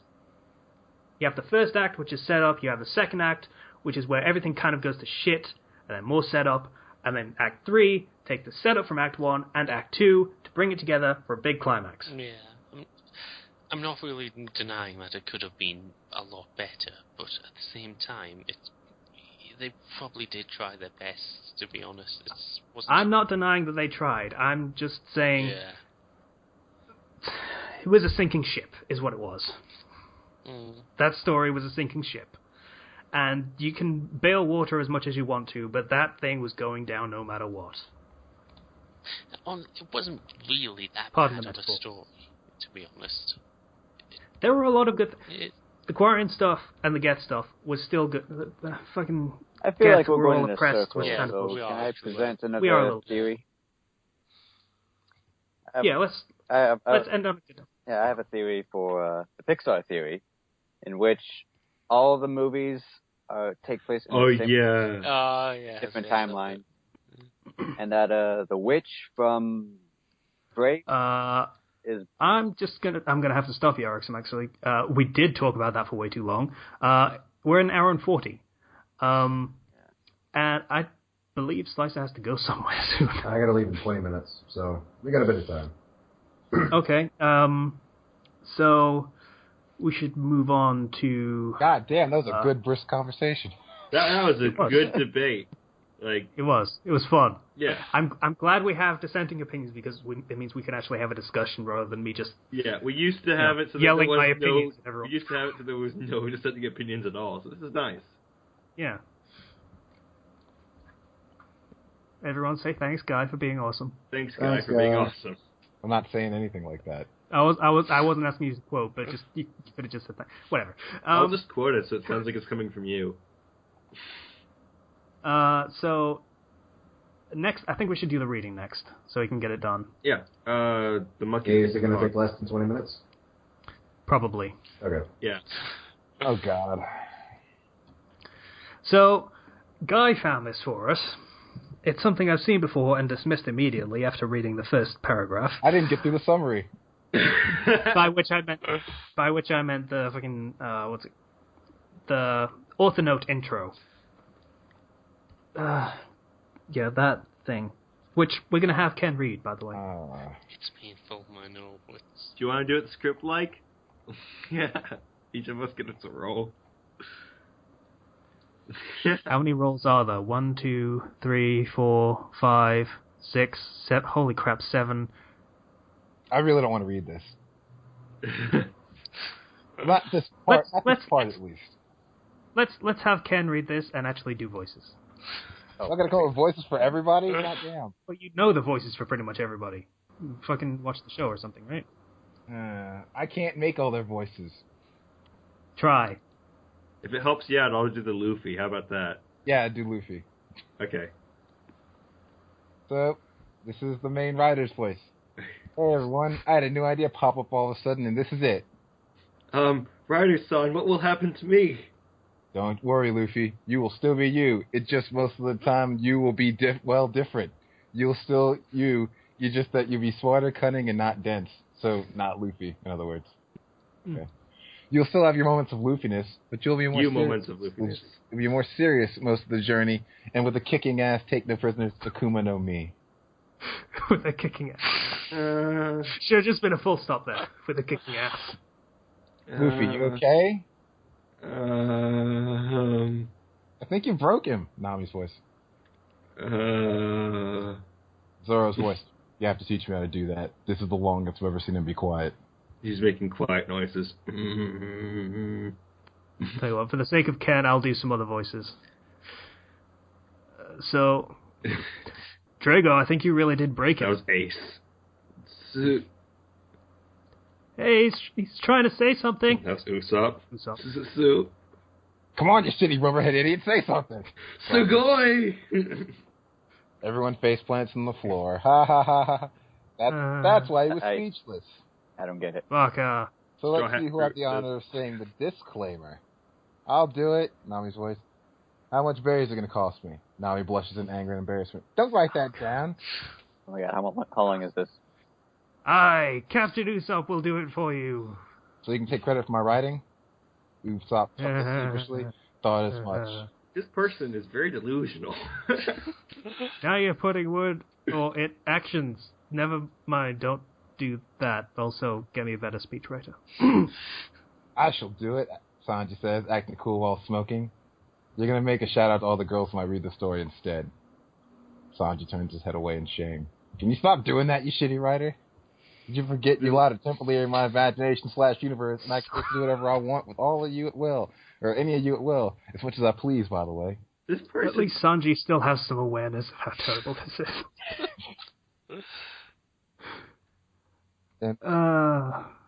And the whole Straw Hat crew is scared of this writer guy now because they're pale and sweating bullets. And look, Zoro's taking a nap. See.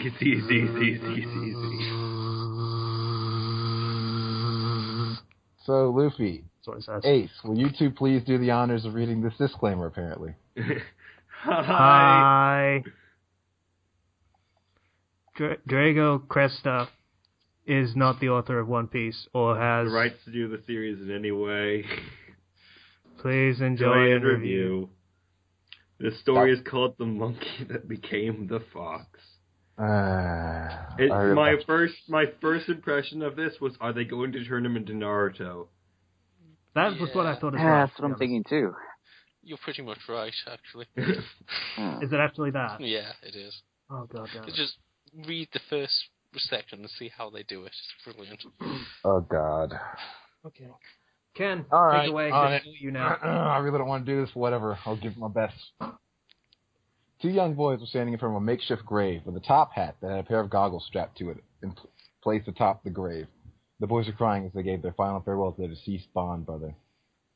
Luffy, we will accomplish his dream for him, said the older of the two boys. Yes, but Ace, I realized something. I need to change. World government need to fall, but I'm still too weak to protect anyone, said Luffy to the now named Ace, because he didn't have a name for that exact moment. Ace cries tears of joy at finally having a name. I have an identity. What do you mean, Luffy? You sound like you want to join the Revolutionary Army, said a word Ace. No, the way they do things is not my style. I will become a pirate. Not just any pirate, no punctuation there whatsoever. I'll be Pirate King. I will undermine everything the world government does, says. People know it was me how uprooted them with cunning, bravery, and if needed, trickery, said Luffy with absolute determination as if he was reading a summary. Trickery. Not the word I would use, but it is you, said a smiling Ace. Fine, deception then, said Luffy as he smiled. Well, what do you know? Why aren't you a clever little fox, said Ace as he slapped Luffy on the back.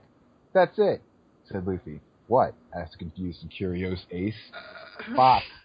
That will be my new name to start a new life. I'm to change cringing. myself to become stronger and take down the world government, said an aesthetic Luffy. I'm cringing so hard, I'm closing my eyes. I can't look at this any longer. Darn it, roared Ace. Luffy died with Sabo. I am now Monkey D. Fox, the man who will become the king of I'm done. I'm done. I'm done. No. This isn't that type of reading. But you Keep know going. what? It's just it's a type of reading, please. as he wishes to be, no matter his status in life, stated the newly named Fox with absolute conviction. Realize that he's like 8 or 7 or something at this point, and he's speaking like this. This is I think he's 10 at this point, but yes. top-notch stuff. Fox, huh? Well, welcome to the world, said a smirking Ace. You can still call me Luffy Ace. Only the ones closest to me can call me as such, said Fox. And that's brilliant character development right there. Yeah, sure it is. So he's now forever going to be narrated as Fox, and he won't be the Monkey D. Luffy character personality. Let's be honest. He wasn't the Monkey D. Luffy character or personality at all anyway. Oh, and they do a 10-year time skip so you can see the results of him changing his entire personality just by getting the name Fox. He stole fucking, Foxy's laugh, too. Which one is that? She. He already had that Yeah, laugh. That's his kind of laugh. Which one was Fox's, or which one was Foxy's then? I don't remember his. It was awesome, though. My, you're quite the clever little fox, aren't you? Don't keep saying that. Oh. Every time, okay, right here it says Fox's ship. My immediate thought is Star Fox. Like, do a barrel roll. I would be better if this ship was about Star Fox having an R-wing ship in the One Piece world. It doesn't get any better, I'm afraid. It really. I don't know. There is that one fic where Luffy gets transported to our world and basically takes over the USS Iowa. Oh, yes. And then takes it back to the One Piece world. And that's What? a thing that exists. Yes, I remember that one. I tried to read that one too. I did too. Oh. It didn't get very far. I like how this person writes Kenbun Shoku Hockey, and then in parentheses, observation hockey. And then he's just like, oh yeah, he has all the hockey right when he was a kid that they all noticed, of course. Yeah, because that's how it works when you're doing a bullshit power up fic. Okay. Good old Fox, our favorite One Piece character. Monkey D. Fox. Also known as Monkey the Fox. Because Monkey D, yeah. It's not even noon. I feel like I need a shot of bourbon or something. Okay. Dude, it's like So odd something. Slicer has to go in like 10 minutes. So let's move on. Please, let's move on. 2 recommendations. So what have we got for recommendations? Slicer has one, so he's going first. Not that story. No, that's not the story. I haven't had a lot of chances to read over the past week, so I'm still on that Mass Effect XCOM crossover kick. So it's another story in that category that's called Vigil. And instead of the Turians finding humans, the Geth do. And Ooh. Cool. That's actually cool. Link, please. Thank you. So what? Oops, that's the wrong channel. Instead of the Turians finding humans, the cool robots do. Yeah. I like that, actually. That's good. That isn't the only difference. After that gets sorted out, the human technology is really different. And so, because of the XCOM stuff, and humans have this new quirk of uplifting all the animals on Earth, as in making them sapient and stuff. Okay. So, Vega is a bear. Not like a muscular human being that has a lot of body hair. I mean yeah. a literal bear. Okay, I need to read this. I need to read it so bad it hurts. Okay. It's gonna be wonderful. Yeah. Yeah. You've sold us on this one already, that description. Yeah. I think you really didn't good. even need to tell me about the robots meeting humanity first. Just Vega is an actual bear in this fic would have just sold me right away. Yeah. Would I be able to thought understand it- anything? What was that? I know nothing about XCOM, and I'm going to try to read this. Yeah, I know nothing about neither. Can I read it? I think you'd be alright, honestly. Yeah. Yeah. XCOM does not add that much when it comes to the story. Basically, it just means humanity is a lot more hardcore, probably a bit more xenophobic, and kind of badass and don't really mind taking losses as much. Also, super technology. Yay! Yeah, let's see. I'm trying to think, and most of the stuff in the story is, like, common sense. Like, the names of, the various mods that the soldiers get. They're all pretty self-explanatory. Like, the reactionary mod increases the reaction speed. That's it.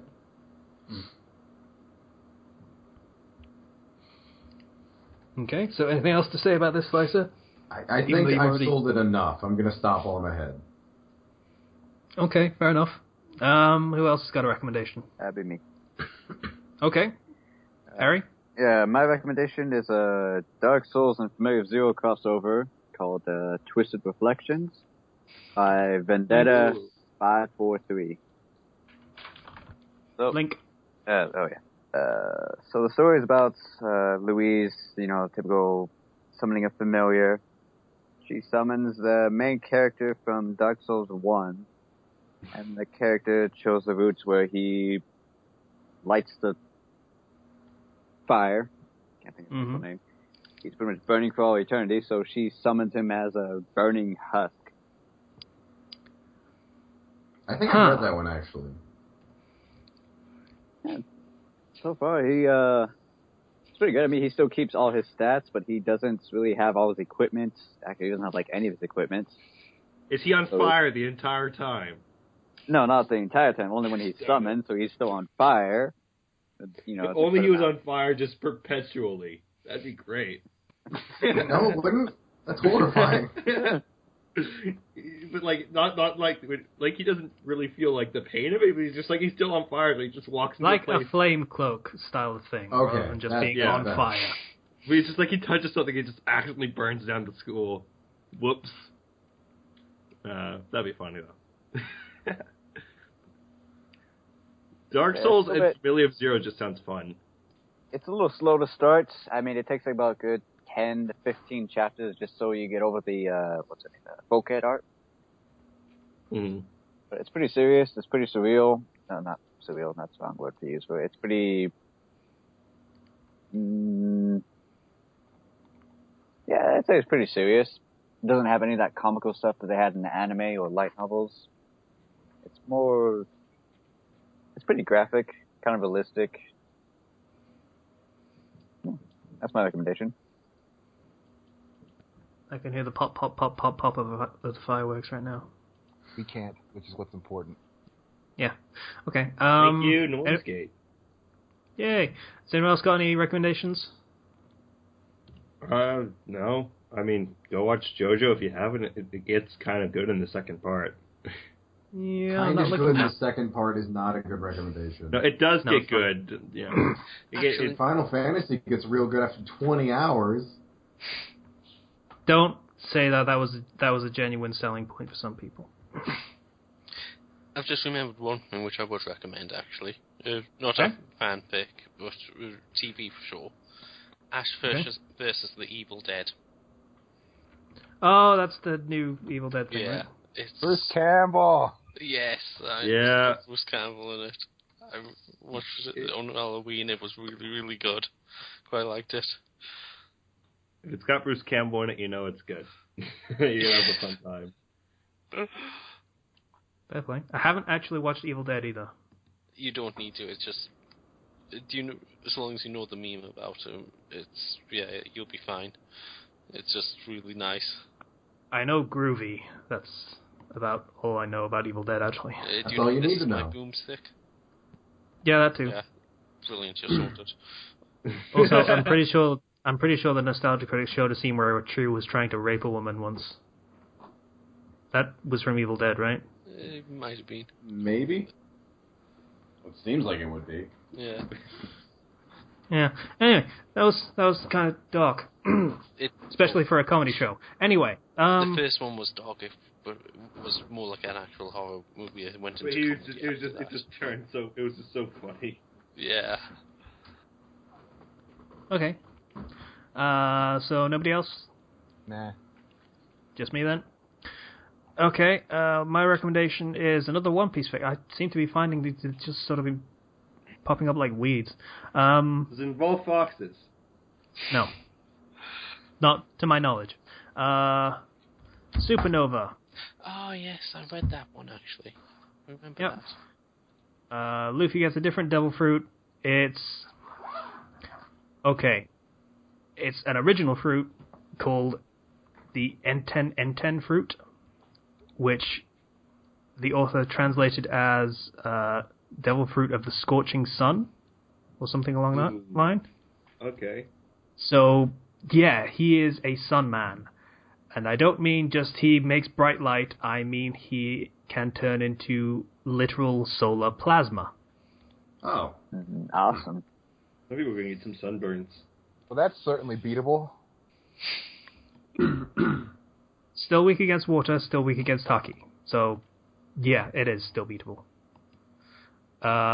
Also, incredibly deadly if he ever decides to use it when in the company of people he doesn't want to murder a lot. So, he's kind of not using it. Because that would kill everyone that he's with.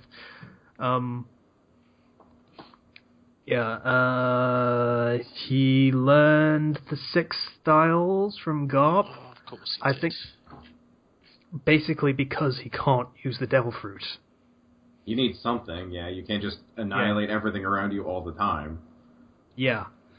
So basically that's a stopgap power until you get to the point where you start needing to use that. It's a hell of a trump card, but still, you know, you could melt the faces of everyone around you.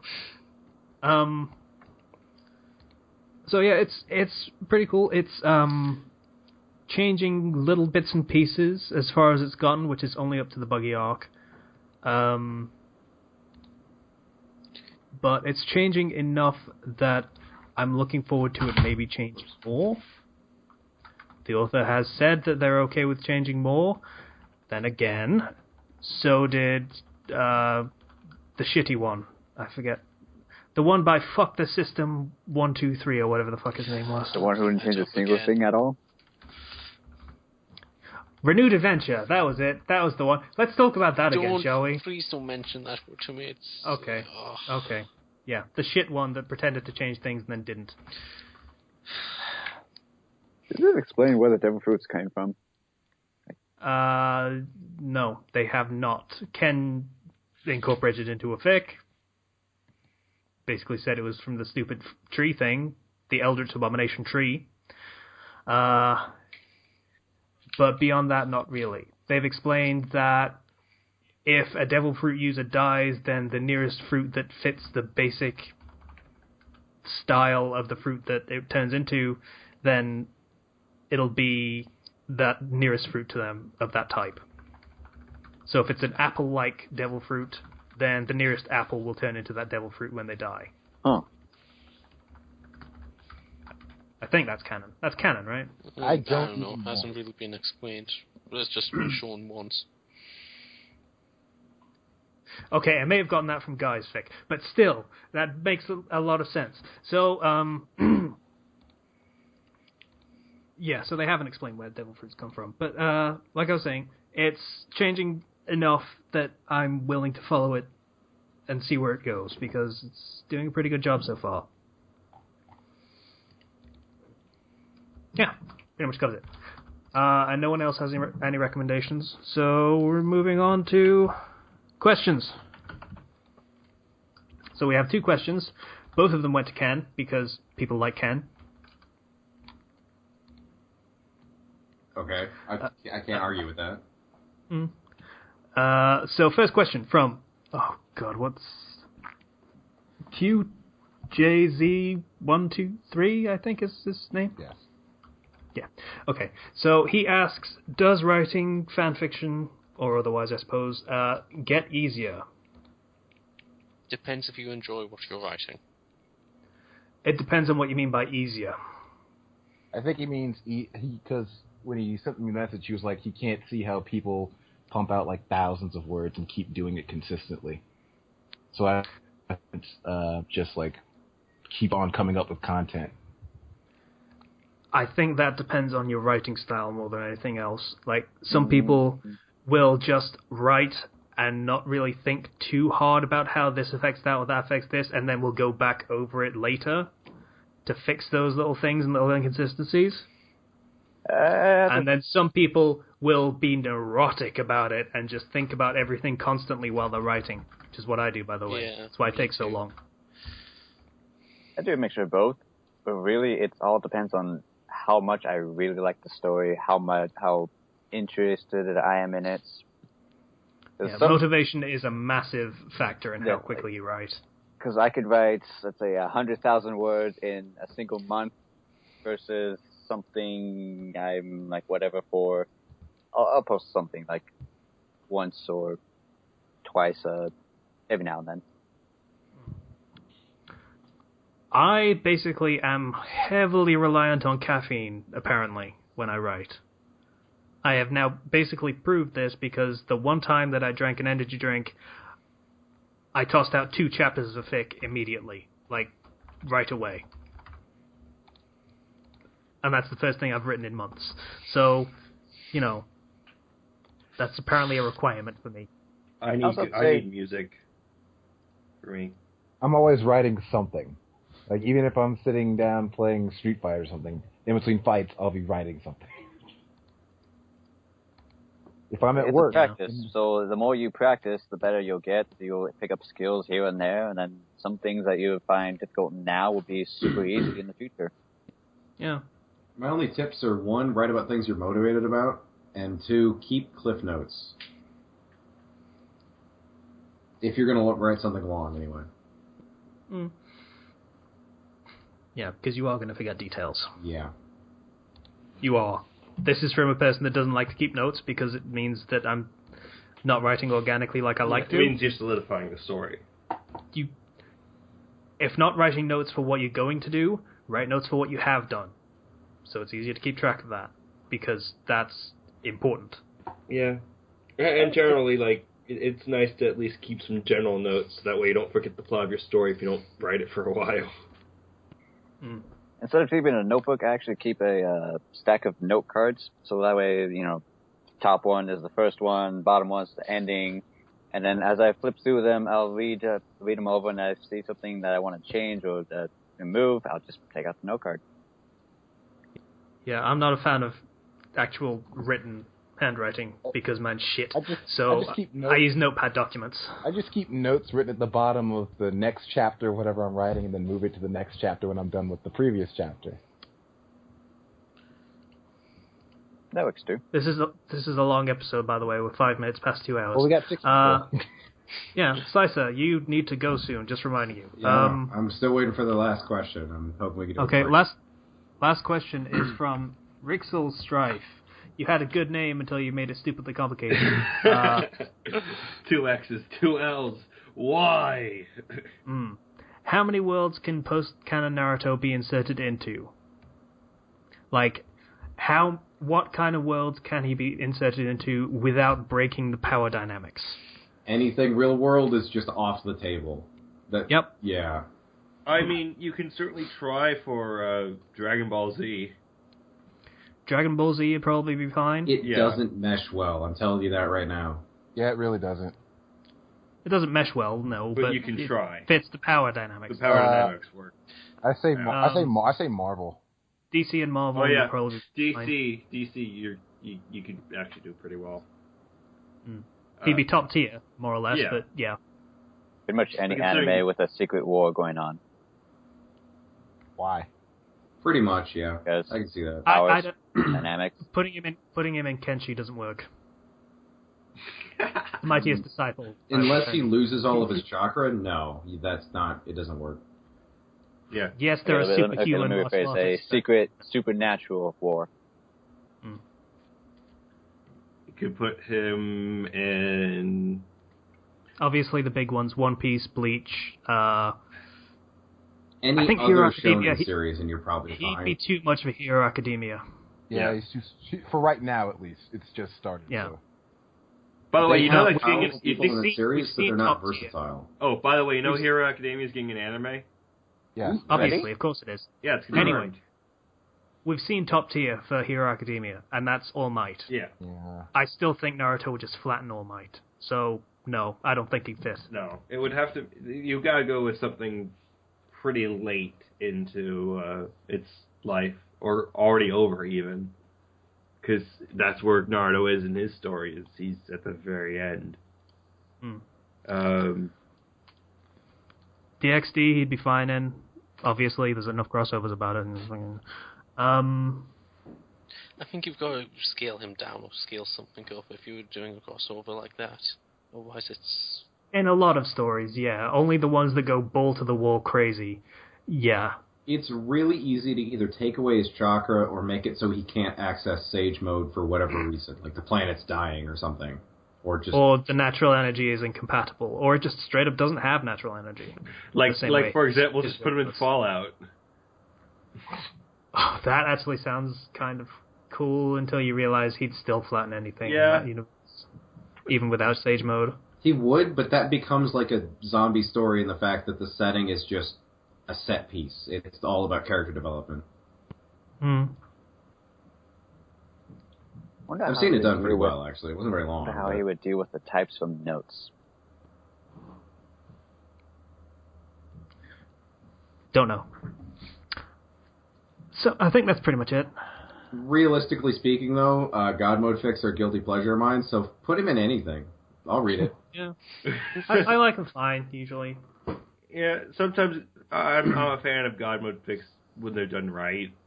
As long as there's good enough character development, or like as long as it's comedic enough at certain As long points. as there's characters or there's comedy, then it's good. Yeah.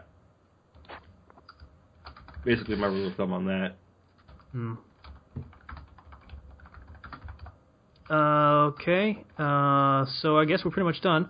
So I would like to thank everybody for listening. Oh, wait, no. There's one more thing I'd have to do. I gotta pee. I gotta pee too. I'm hungry. Patreon. Hold your bladders for the Patreon donations. Oh god, this is gonna be the longest one. Oh no. No, it isn't. I've already got it up, so don't worry about it. Okay. So for donations for October, we've had some guy donated $10. Thanks, some guy. These aren't arranged by how much they donated. That sucks. So yeah, he donated $10. He has donated $50 in total. Thank you, some guy. We really appreciate it. Thank you. Also, asking for no reward. So awesome. guy. You're not just some guy, you're awesome guy. Yeah. Which, I'm not sure where you stand in the ratings between you and Serpent Guy, but awesome guy's got to be up there somewhere. Anyway, $4 from Resden. Hey, Resden, you've not commented recently. I'll think about it. You were the starter of the Cult of Zero, if memory serves, or something like that, so got a little bit weird there. Yeah. Anyway, thank you for continuing to donate. Appreciate it. Tempest Troper, you donated $5. Thank you, Tempest Troper. You're still getting the $5 reward, I guess, so whenever you want to hang out, it's cool. Supporting us for a long time. Yeah, it's pretty awesome. Over a year now. Arixum donated $10, but fuck that guy. Yeah, what a loser. No, sounds like an asshole.